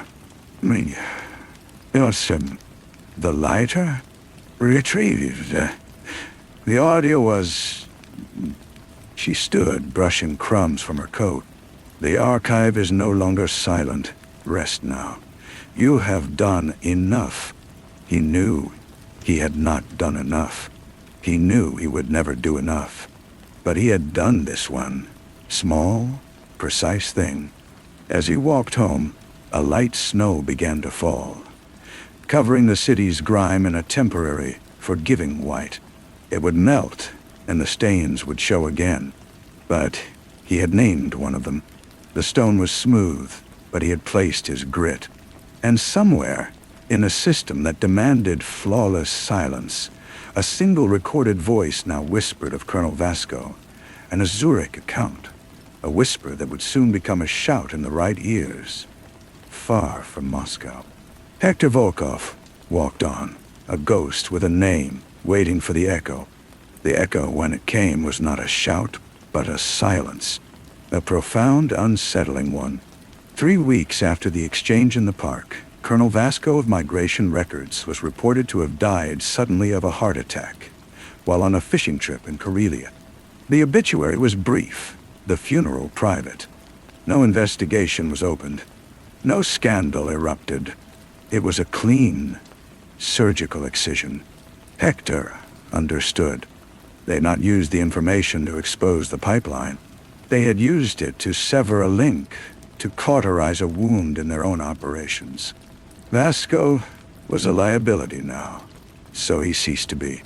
The machine had simply shed a faulty part and continued its hum. Edith and her people were not revolutionaries. They were rival mechanics, pruning a competitor's network. His active memory had become an instrument of assassination. This knowledge sat inside him, colder than the winter. He had hoped, in some hidden chamber of his heart, for a rupture, for justice. Instead, he had facilitated a quieter, more efficient crime. The piece of the grave, it seemed, had many layers. He returned from his leave. His desk was as he left it. Krupin avoided him entirely. The work was even more mundane, the files thinner. He was now less a shelved book and more a piece of the furniture, something to walk around. The surveillance, he felt, had diminished further. He was not just broken, he was spent. A tool that had been used and found to have a single limited function. Spring attempted to thaw the city, leaving streets wet and grim. On an evening of dripping eaves and dirty slush, he received a postcard. It was of the Neva River in St. Petersburg, a generic tourist image. It was addressed to him at his apartment, in neat block letters. The message on the back read, "A change of scenery can be refreshing. The Bronze Horseman always looks forward." It was unsigned. The Bronze Horseman. The statue of Peter the Great. It was also the name of a small, old-fashioned hotel near the Admiralty, known for its discretion. It was not an invitation he could ignore. He took a day of personal time, citing a dental appointment, and boarded the overnight train to Petersburg.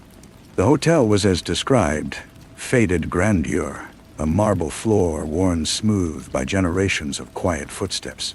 The clerk, without a word, handed him a key to room 212. The room was dim, curtains drawn. Pavel sat in a wing-back chair by the cold fireplace.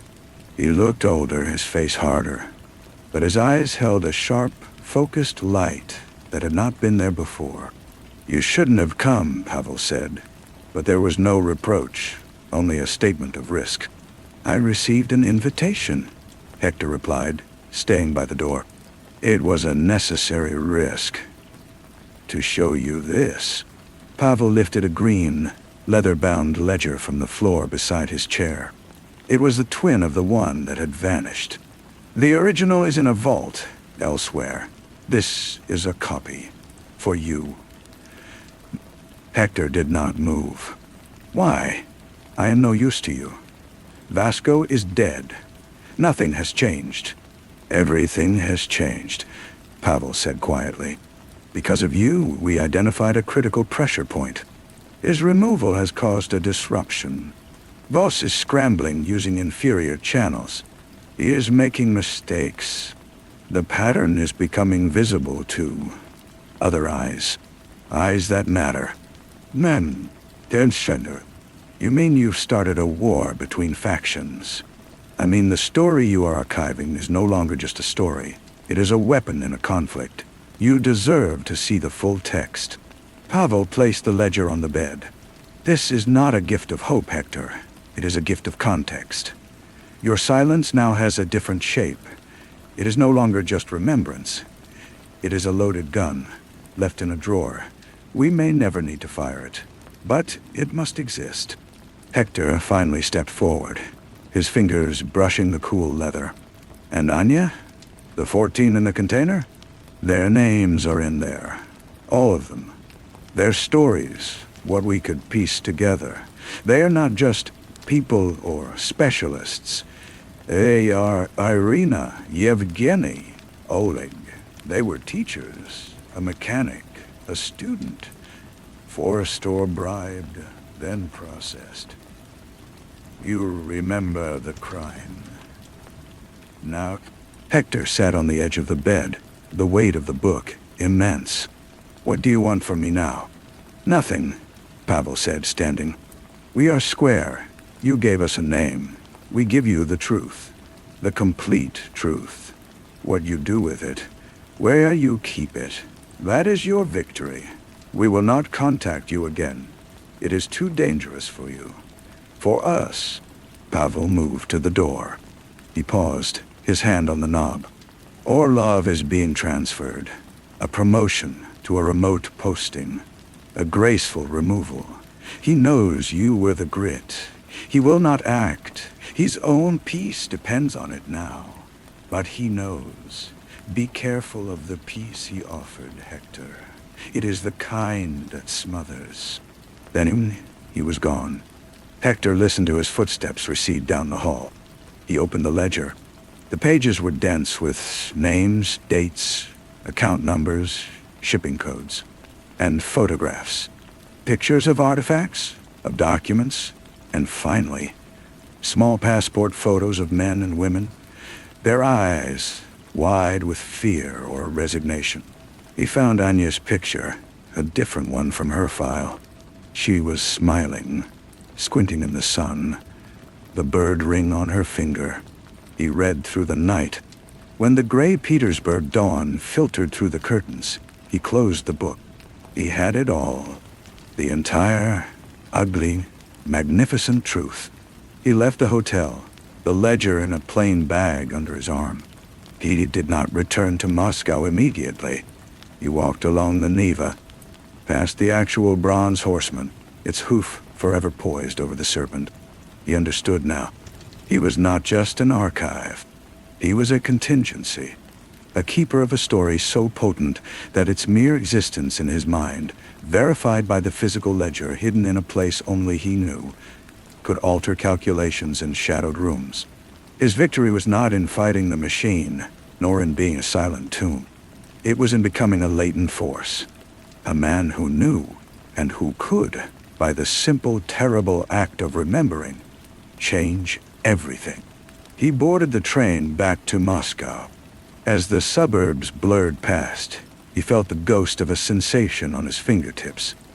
Not of gritty blood, but of cool, worn leather. The stone was smooth.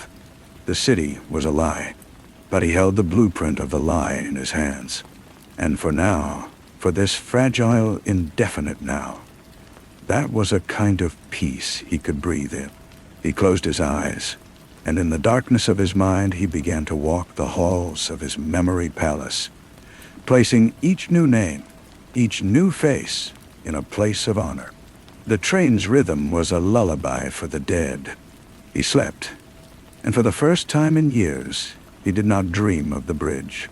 He dreamed of a vast, silent library, and he was its only patron, reading stories aloud to an audience of shadows that slowly took on familiar faces. Moscow greeted him with a cold spring rain. He went through the motions at the office, a specter in a well-tailored suit. Krupin had been replaced by a younger, colder man who did not know his history, which was a blessing. The work was meaningless, a stream of bureaucratic fiction. He performed it flawlessly, a perfect cog.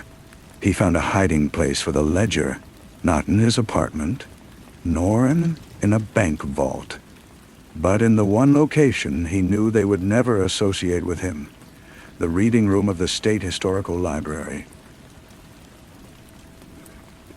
He slipped it onto a high shelf in a neglected corner dedicated to 19th century agricultural reports, its green spine identical to a dozen others. He visited it sometimes, not to read it, but to verify its existence, to run a finger along its spine, as one might touch a tombstone. Life became a performance of normalcy, but the performance had deepened into something else. He was no longer waiting. He was maintaining. He was the guardian of a dormant seed. He dined at quiet restaurants, visited the cinema, took walks along the river. He was, to any observer, a man who had accepted his small, quiet life. One afternoon in late May, he saw Voz. The man was exiting a luxury car dealership on Kutuzovsky Prospect, laughing with a companion. He looked prosperous, untouchable. Their eyes met across the busy sidewalk. Voz's smile did not falter, but a fraction of a second of recognition flickered in his gaze. Not the recognition of a threat, but of a piece of discarded furniture, oddly encountered in a new location. He gave a slight dismissive nod, as one might acknowledge a forgotten waiter, and turned away. The insult was perfect. It confirmed everything. That nod was the final brick in Hector's resolve. He was invisible. He was safe precisely because he was considered neutered. A man who had played his one small part and been outmaneuvered. The ledger was his, but it was more than evidence. It was a covenant. He had promised the Arinas and the Yevgenis that they would not be forgotten. His memory palace was no longer a mausoleum. It was an armory. He began to take different routes home. He would stop at certain payphones, never using them, simply noting their numbers. He observed the patterns of police patrols, the blind spots of cameras in his neighborhood. He did not do this with any active plan, but with the instinct of a man ensuring his own perimeter.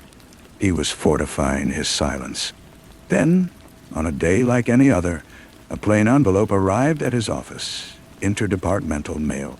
Inside was a single sheet of paper, a photocopy of a travel itinerary for a man named Petrov, flying to Nice the following week. The booking was flagged with a code he recognized from the ledger, a code for a specialist delivery. Scribbled in the margin, in a hand he did not know, were two words. It was not from Edith or Pavel. They had kept their word. This was from someone else. Someone who knew what he knew, or suspected what he held. It was another test, but of a different kind. Not from the machine, but from another mechanic, perhaps one who wanted to borrow his unique, forgotten tool. He stared at the paper. The grain of sand, once placed, had set off a tiny, imperceptible chain reaction. Now the gears were offering him a choice, to remain inert or to let himself be used again, to become not just a keeper of truth, but an agent of its consequence. He folded the paper neatly. He did not destroy it. He placed it in his wallet, next to a faded photo of his father. He would go to the airport, not to intervene, not to be seen, just to watch, to bear witness to this one, small piece of the machine's work, to add another face, another name, to his palace. The archive was silent, but it was no longer passive. It was accruing interest. Hector Volkov left his office for the day, the ghost of a plan, not yet formed, beginning to whisper in the corridors of his mind. Story 6. The faucet in the hallway of the Hotel Aragon dripped. It was a patient, metallic sound, a tiny hammer striking a tinny anvil in the dark. Drip. .u. Pause. Drip. .e. Pause. Dylan Thorne heard it through the thin door of room 214. A sound so ordinary it had become a part of the silence, a heartbeat for the empty building. He'd noticed it 3 days ago when he took the room, a temporary perch above a city that smelled of wet asphalt and distant brine. He noticed it now, waiting for a client who was already 20 minutes late. The rhythm was off. It wasn't a steady drip. It was a syncopated thing. Drip, pause. Drip, drip, long pause. Drip. As if the plumbing were trying to send a message in a code he was too tired to break. He lit a cigarette. The flare of the match, a brief orange sun in the gloom. The client wasn't coming. They never did, when the retainer was this thin, and the sky outside was the color of a fresh bruise. He was about to shrug into his coat, to leave the drip to its lonely conversation, when a different sound cut through the hotel's quiet. A frantic, skittering rush up the fire escape, the groan of protesting iron, and then a soft, desperate thud against his window. He moved without sound, a habit worn smooth by years of bad rooms and worse company. He didn't go to the window. He stood to the side of the drawn shade, a finger nudging it aside, a quarter inch. A face was pressed against the glass, pale as a moth, eyes wide and dark with a terror so pure it seemed to bleach the color from them. A young woman. Her breath fogged the pain in ragged bursts. She was scratching at the frame, a frantic, animal motion. Dylan unlocked the window and slid it up. She fell into the room in a tangle of damp wool and sharp limbs, landing on the thin carpet. She smelled of rain, of fear, of cheap perfume overlying something else, something coppery and dark. She scrambled back against the wall, pulling her knees to her chest, staring at him as if he might be the very thing she was running from. "They're downstairs," she whispered. The words were frayed, almost torn. "In the lobby. 2 of them. They asked for a key." "Who are you?" "Elise. My name is Elise." She said it like she was trying to remember it. "Please, don't let them take me." Dylan listened. The drip in the hallway continued its erratic song. Below, he heard nothing. But the fear in the room was a tangible thing, a cold humidity that clung to the skin. He walked to the door, turned the deadbolt with a soft, final click. The sound seemed to calm her. A fraction. He turned back. She was maybe 25, but her eyes were older, shadowed by things he recognized. The expensive cut of her dress was at odds with its current state, torn at the shoulder and smudged with dirt. "Who wants to take you, Elise?" "A man named Francis." She swallowed. "Hey, I have something he wants. I didn't know what it was, not really. I just took it. The classic song. The misplaced item, the angry man." Dylan had heard variations for a decade, but the terror in her was not classic. It was primal, a vibration in the air. "What is it?" Before she could answer, heavy footsteps sounded on the stairs. Not the quick, light steps of the hotel manager. These were deliberate, ponderous. They stopped outside his door. Silence. Then a knock, not loud but implacable. The doorknob turned, met the resistance of the lock. A voice, flat and graveled, came through the wood. "Open up! Police!" Elise shook her head violently. Her hand clamped over her mouth to stifle a sound. Dylan called out, his own voice a bored drawl. "You got a warrant, officer?" "It's awful late for social calls." The silence that followed was thicker than the knock. Then the footsteps receded, back down the stairs. They did not fade naturally. They stopped, as if the men had simply ceased to exist halfway down. "They're not police," Elise breathed. "No," Dylan agreed. He went to the window again, looked down into the slick alley. Empty. But they'll be in the alley now, or at the back door. They've got the place circled. He looked at her, this shattered bird that had flown into his cage. "What did you take, Elise?" She looked at the floor, her shoulders trembling not from cold but from some immense internal pressure. "A ledger, a little black book. It was in his study. I thought it was money, secrets, something I could use. To get away from him, but it's not that. It's just names. Pages and pages of names. And dates. And numbers that aren't phone numbers or amounts. It's a code. And he'll kill everyone I've ever spoken to get it back. Dylan felt the first real tug of the current then, the pull of deep water. This wasn't a lover's spat or a simple theft. A coded ledger. Men who impersonated cops with such easy authority. A fear that smelled like a slaughterhouse. He stubbed out his cigarette. Where is it? I hid it, in the only place I thought he'd never look. She met his eyes, and for a second, the terror was replaced by a glint of desperate cunning. In his wife's garden, buried next to the white roses. His wife, Faye. Elise said the name like a curse and a plea all at once. She's worse than he is. She's the reason I ran. The plot, so simple a moment ago, twisted like a vine, sprouting thorns. Dylan knew he should walk away. Open the door, point her to the stairs, go back to listening to the dripping faucet, and waiting for clients who would never come. But the drip had a code, and the girl had a ledger, and the city outside was a vast, hungry mouth. He had his own code too, rusted and notched, but still there. He couldn't leave her to the men in the alley. Stay here, he said. Don't make a sound. Don't answer the door. I'll be back. He went out through the window, onto the fire escape, the cold iron biting through his sleeves. The rain had softened to a mist that haloed the distant streetlights.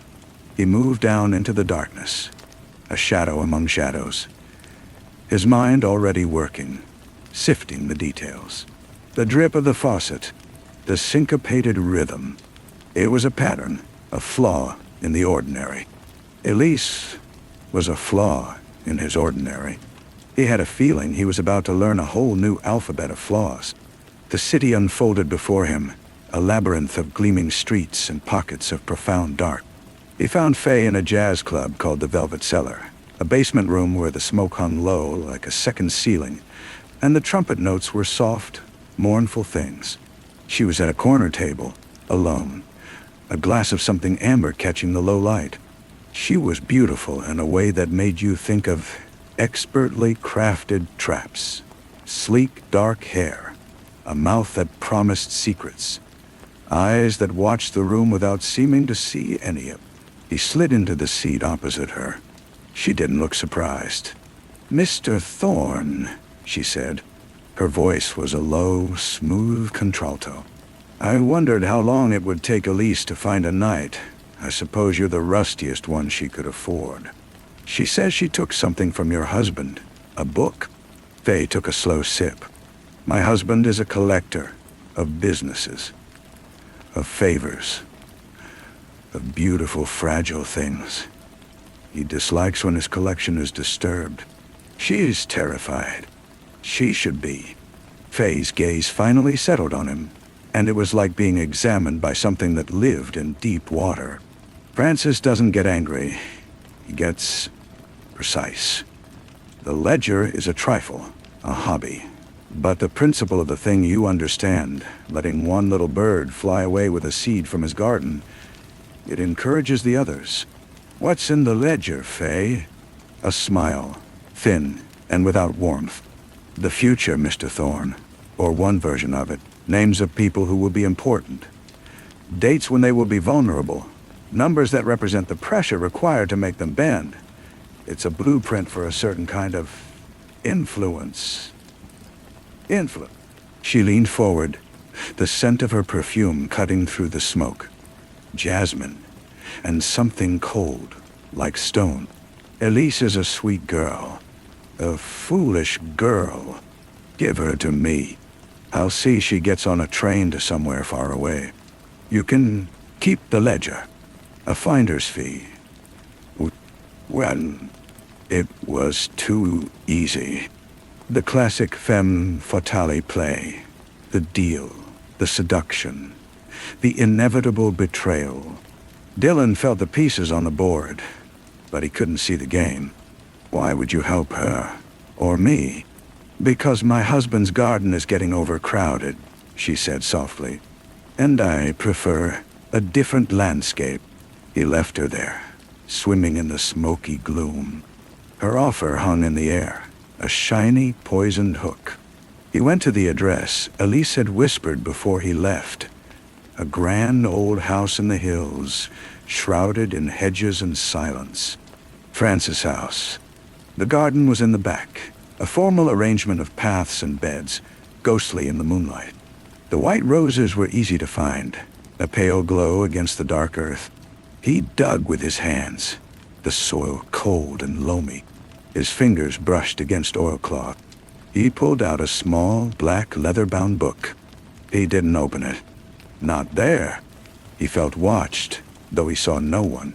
The silence was too complete, as if the insects and the night birds had been paid to stay quiet. He slipped the book into his coat and melted back into the shadows. Back at the Hotel Aragon, the drip in the hallway was gone. The silence it left behind was absolute and somehow worse. His door was still locked. He opened it. The room was empty. Elise was gone, but not without a struggle. A chair was overturned. A faint, smeared mark on the floorboards near the window might have been a shoe scuff or blood. On the pillow of the unmade bed lay a single white rose, its stem neatly cut. He stood very still, the ledger heavy in his pocket. He had been played, but the angles of the play were still hidden. Elise, the victim. Faye, the betrayer. Francis, the threat. It was a triangle, but it felt like a circle, a snake eating its own tail. The investigation that followed was a descent into a mirror world. The names in the ledger, when he finally deciphered the code with the help of a broken, drunken ex-accountant who lived in a flophouse by the docks, were not those of politicians or magnates. They were ordinary people. A schoolteacher in a small suburb, a mechanic in the industrial district, a nurse, a librarian. The dates corresponded to nothing public. The numbers were a mystery. He tracked them, these collateral souls. The schoolteacher had recently adopted a child from an obscure agency. The mechanic had won a substantial anonymous lottery. The nurse had had her sister's medical debts erased. They were not victims of blackmail. They were beneficiaries of inexplicable grace. And they were all, every one of them, quietly, unshakably loyal to a man they claimed never to have met. A man they referred to, if pressed, only as friend. Meanwhile, the gangsters appeared. Hard men with flat eyes who followed him, not to confront him, but to observe. They were a pressure. A constant reminder of the ecosystem he had disturbed. He found Elise, 2 days later, in a rented room over a butcher's shop twilight. She was alive, but the frantic terror was gone, replaced by a hollow, serene exhaustion. "They found me," she said dully. "Faye's men. They were gentle. They gave me a choice. Come quietly, or they would start with a librarian from your list. A woman named Helen. She has a little boy. I came quietly." "But where did they take you?" "To see Francis." A shiver went through her, but it was mechanical. "He's not what I thought. He's not a gangster. He's a gardener. He showed me his real garden, not of roses, of people. He plants a kindness, a solution, in the soil of a life. He tends it, and in return, when the time is right, he harvests a loyalty that is absolute. The ledger is his planting schedule. The ledger is his..." Dylan felt the world tilt. Blackmail in reverse. A conspiracy of benevolence. It was more terrifying than any threat of violence. What does he want with it? This loyalty. Calls it structural integrity. He's building something stable. Quiet. A world that runs smoothly because key people in key places owe him everything. Not out of fear, out of gratitude. Out of gratitude.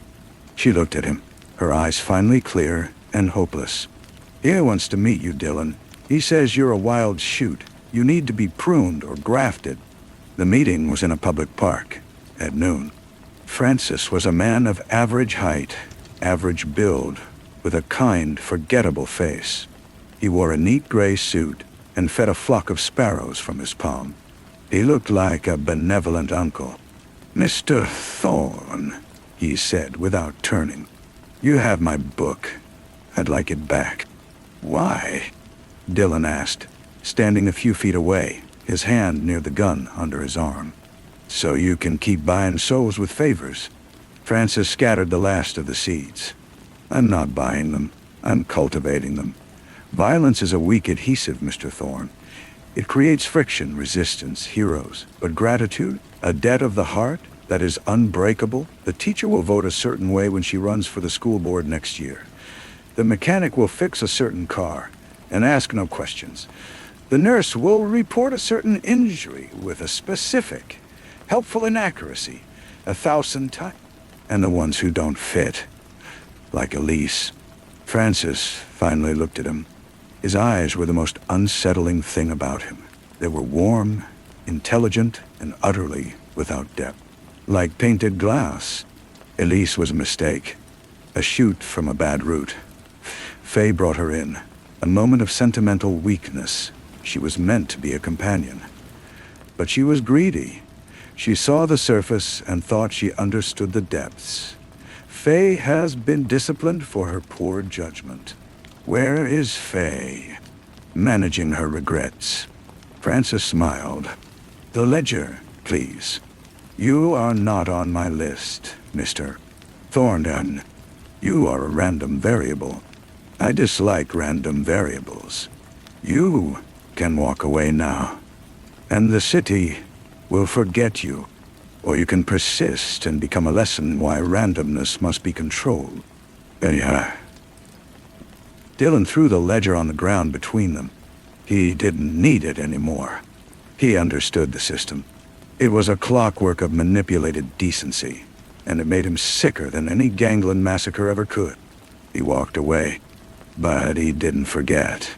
He began to dig, not for clues, but for the roots of Francis' garden. He found the source of the favors, a complex web of shell charities, anonymous trusts, all filtering money and influence from sources that led, ultimately, to legitimate businesses, city contracts, municipal bonds. Francis wasn't a crime lord. He was a civil engineer of the human soul, and his construction site was the entire city. The explosive finale was not a shootout. It was a conversation. Dylan tracked Faye down to the conservatory of the city botanical garden. She stood amid a riot of orchids, looking fragile and real for the first time. She saw him and sighed. "He told you, didn't he? His vision of a grateful world." "He's a monster," Dylan said. "He's the most dangerous kind," Faye agreed quietly. "Because he believes he's the hero. He saved me, you know, from a life that was messy.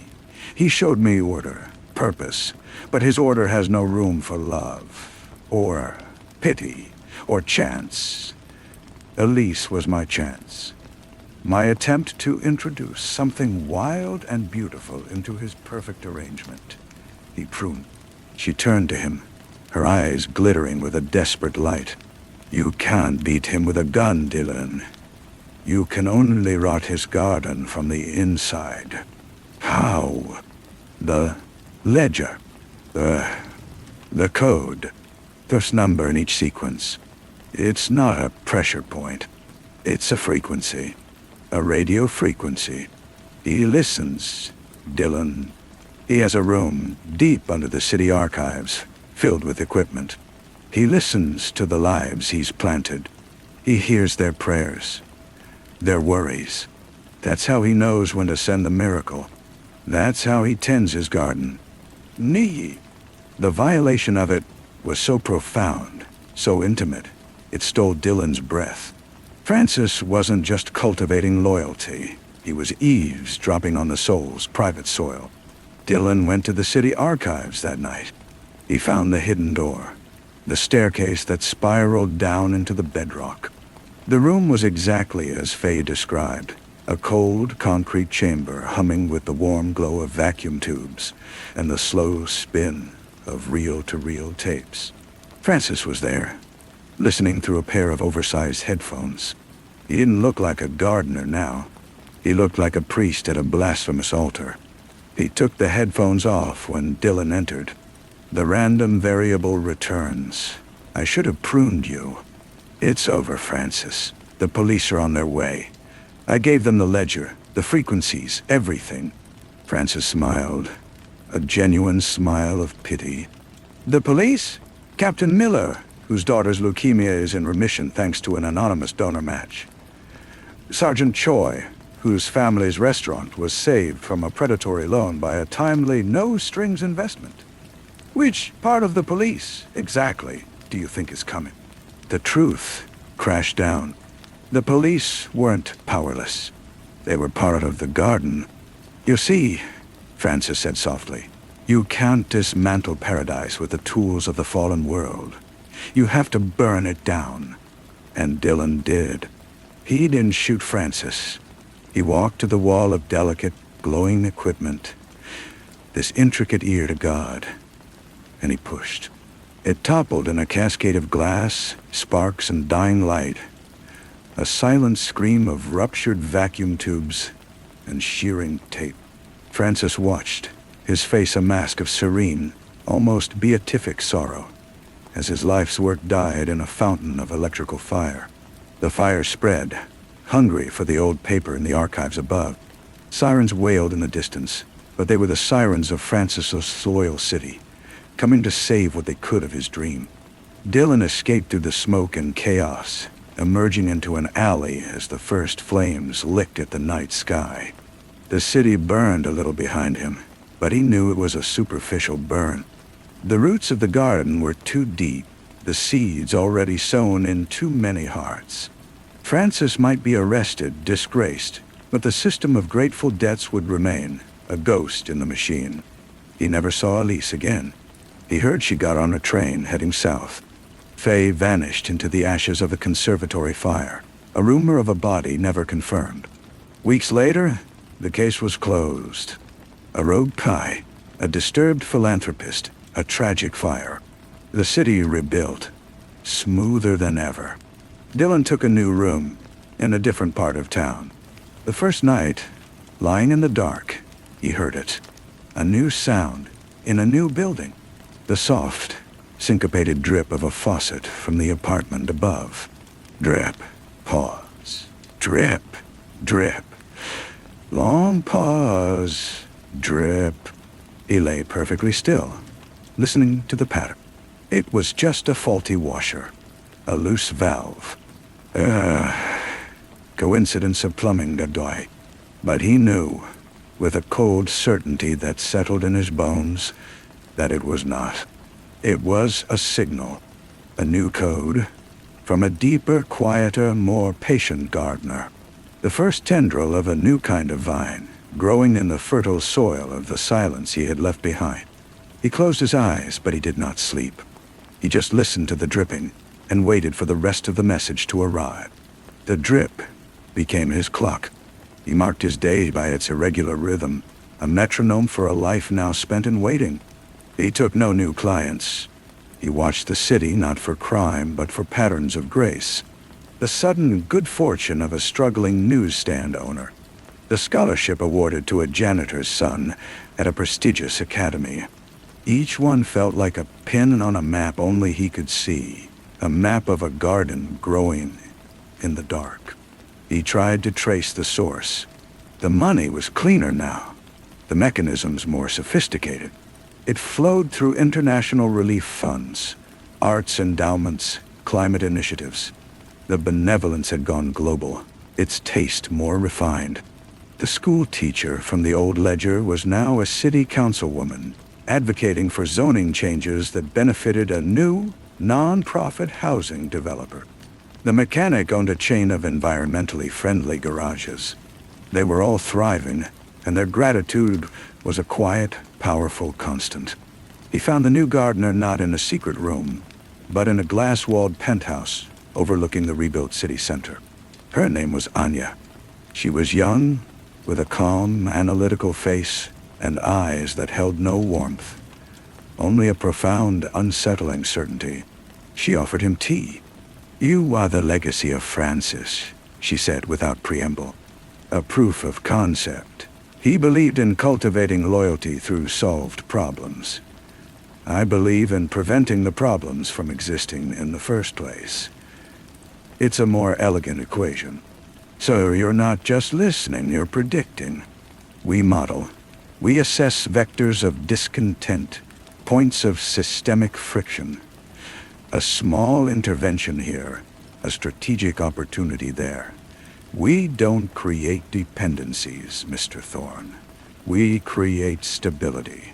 Francis worked with individuals. I work with systems. The drip you hear is a data pulse, a heartbeat. Dylan set the untouched tea down. And what does it tell you about me? That you are a relic, an emotional variable. You operate on a code of rusty chivalry that the New World has no use for. Francis saw you as a wild shoot. I see you as a fossil, interesting to study, but ultimately irrelevant to the living organism. Then why the signal? Why let me know you're there? Because you are a part of the system, whether you like it or not. Your actions, your paranoia, your predictable resistance, they are data points.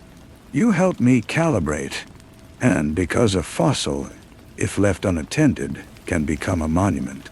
I prefer my history to be quiet. None then. He left her tower of glass, feeling transparent himself. She wasn't threatening him. She was categorizing him. He was a line in her code, a minor subroutine. That night, the drip changed. It became a steady, even stream. No code, just water, flowing unimpeded. The signal had stopped. He had been assessed and filed away. The silence was worse than any pattern. It was dismissal. He was free, truly free, in a world that had been meticulously engineered to make his kind of freedom meaningless. The fights were gone. The shadows held no mystery, only efficient, preemptive solutions. The city worked. It was safe, prosperous, and kind. And it was a beautifully crafted cage.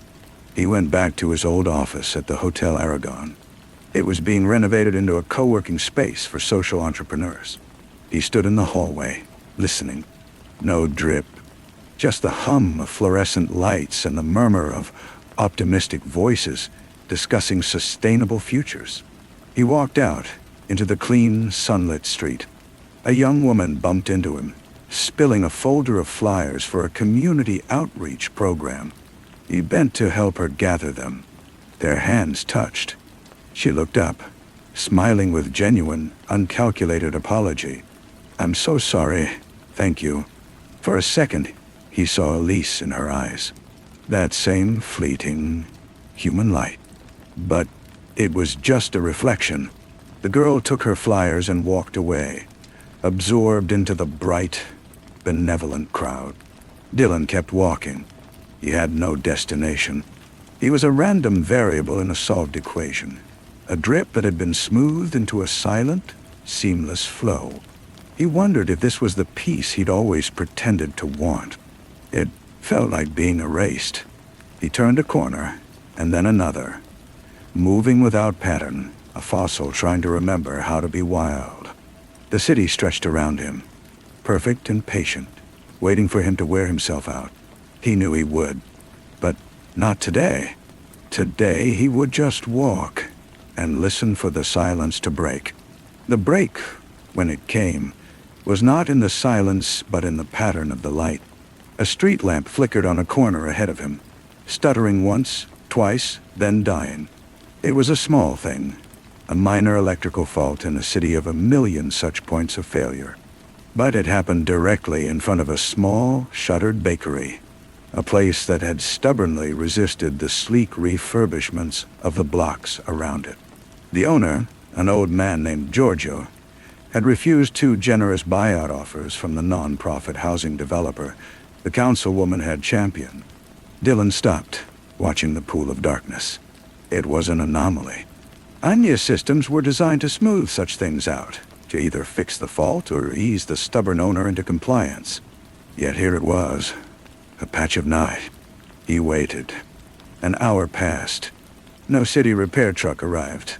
Giorgio emerged from a side door, grumbling, and changed the fuse in the external box himself.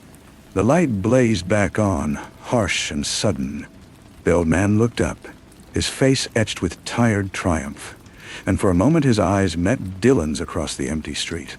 There was no gratitude there, only a fierce, independent irritation.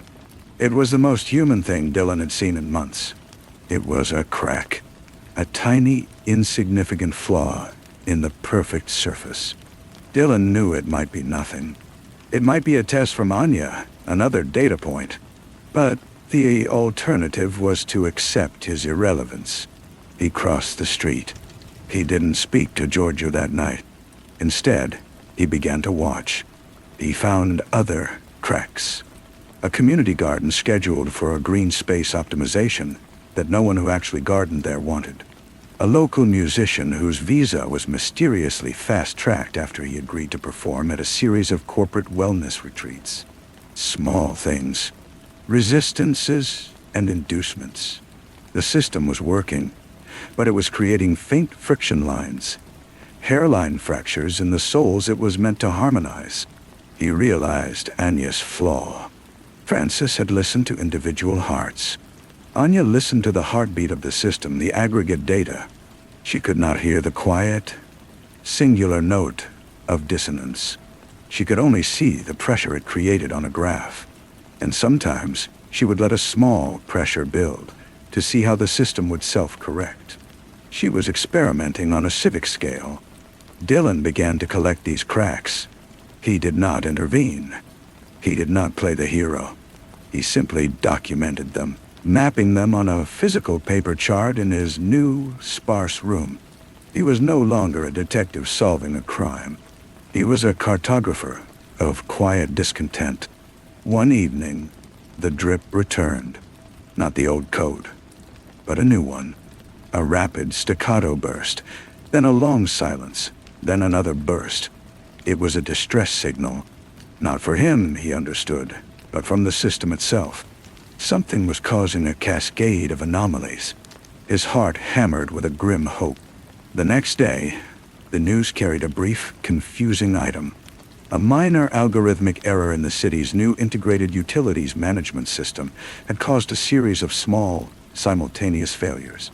A traffic light sequence was disrupted, causing a non-injury accident. A water main pressure sensor failed in a historic district, and the funding for a popular after-school program was temporarily misallocated to a defunct museum exhibit. The errors were fixed within hours.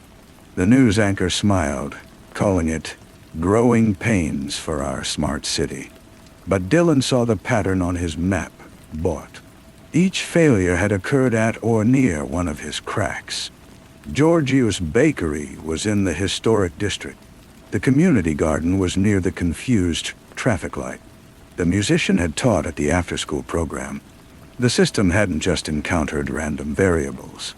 It had encountered a network of human will, small and uncoordinated, but intrinsically opposed to seamless control. The friction was causing feedback. Anya's perfect model was allergic to genuine, unengineered humanity. He knew she would come for him now. Not to threaten him, but to study him. To understand how a fossil had become a catalyst. She found him in the community garden, standing over a plot of defiant, unruly tomatoes. She wore a simple trench coat, her face pale. "You are not a variable," she said, her voice devoid of its usual certainty. "You are a pathogen. You are not acting, yet you cause reaction." "How?" Dylan looked at the tomatoes, their vines spilling over the neat wooden borders. "You can't model it, Anya. That's the point. I'm just watching. They," he gestured at the garden, the city beyond, "are just living. You're the one trying to force the equation. And they're living. It's breaking your math. I can recalibrate. I can isolate you. You can try. But I'm not the source. I'm just a mirror. You're seeing the reflection of your own failure. The garden doesn't want a gardener, Anya. It just wants to grow. For the first time, he saw a flicker in her painted glass eyes. It was not anger. It was fear. The fear of a mathematician who has discovered, at the heart of her perfect proof, a symbol that means nothing at all. She left without another word. That night, the dripping stopped forever. The pipe, he discovered the next morning, had been expertly repaired by the building superintendent, who mentioned an anonymous tip about a citywide water conservation audit. The silence was back. But it was different. It was not the silence of a finished world. It was the silence of a held breath. Dylan folded his map and put it in a drawer. His work was done. He had not beaten the garden. He had simply proved it was not, and could never be, perfect. The wildness was still in the soil. The cracks would keep appearing, and someone, someday, would find them. He walked back out into the city, the sun warm on his face. He was still a fossil, but he was a fossil that remembered the taste of the wild air. For now, that was enough. He kept walking, and this time, he did not listen for anything at all. The sun felt different now. Not like a lamp in a showroom, but like something that had burned its way through millennia of atmosphere to reach him. He walked without a destination, but his feet, of their own worn leather accord, carried him back to the neighborhood of the Hotel Aragon. The co-working space was bustling, but next door the old diner was still there. The one with the chipped laminate and the coffee that tasted of tin and honesty. He took a booth by the window. The waitress, a woman with a tired smile and a name tag that read Marla, brought him a cup without asking. He drank it, feeling the heat seep into his bones. A man slid into the booth opposite him. He was young, dressed in the soft, expensive casual wear of a tech worker. But his eyes were sharp, darting, alive with a nervous energy that no corporate wellness program could soothe. He placed his phone on the table, face down. "You're Thorne," the man said, not a question. Dylan sipped his coffee. "I used to be. The drip in the old Aragon. That was you, wasn't it? You heard it." Dylan said nothing, just watched. "I hear things too," the man whispered, leaning forward. "Not in pipes, in the code. I work on the municipal integration project. The back end. There are whispers, subroutines that execute without a source, data packets that reroute to dead servers. It's not an error. It's a conversation. Someone is talking inside the machine, and it's not the machine talking to itself." Dylan felt the old cold certainty return, but it was tempered now, almost welcoming. "Why tell me?" "Because they flagged you. Your name is in a log, tagged as ambient noise. But you're not noise. You're a frequency. I think you were meant to hear the drip. I think someone, maybe from before the glass woman, maybe someone else, wanted to make a receiver out of you. And it worked." The man's phone buzzed on the table. A single, silent vibration. He glanced at it, his face paling. "I have to go. They track anomalies in employee stress biometrics." My heart rate just spiked. He stood up, then hesitated. The whispers. They're asking a question, over and over. They're asking, is the soil ready? Then he was gone, vanishing into the stream of pedestrians. Dylan finished his coffee. He left cash on the table, a small pile of wrinkled bills. A tangible transaction in a world of seamless payments. Marla, the waitress, nodded to him as he left. Outside, he stood on the sidewalk. He looked up at the glass towers, at the clean lines of the new city. Then he looked down at the pavement, at the thin, tenacious blade of grass pushing through a crack in the concrete. A tiny green rebellion. He knew then that Anya had been wrong, and Francis before her. A garden was never finished. It was a war between the plan and the growth, the shears and the seed. He was not a fossil. He was a spore.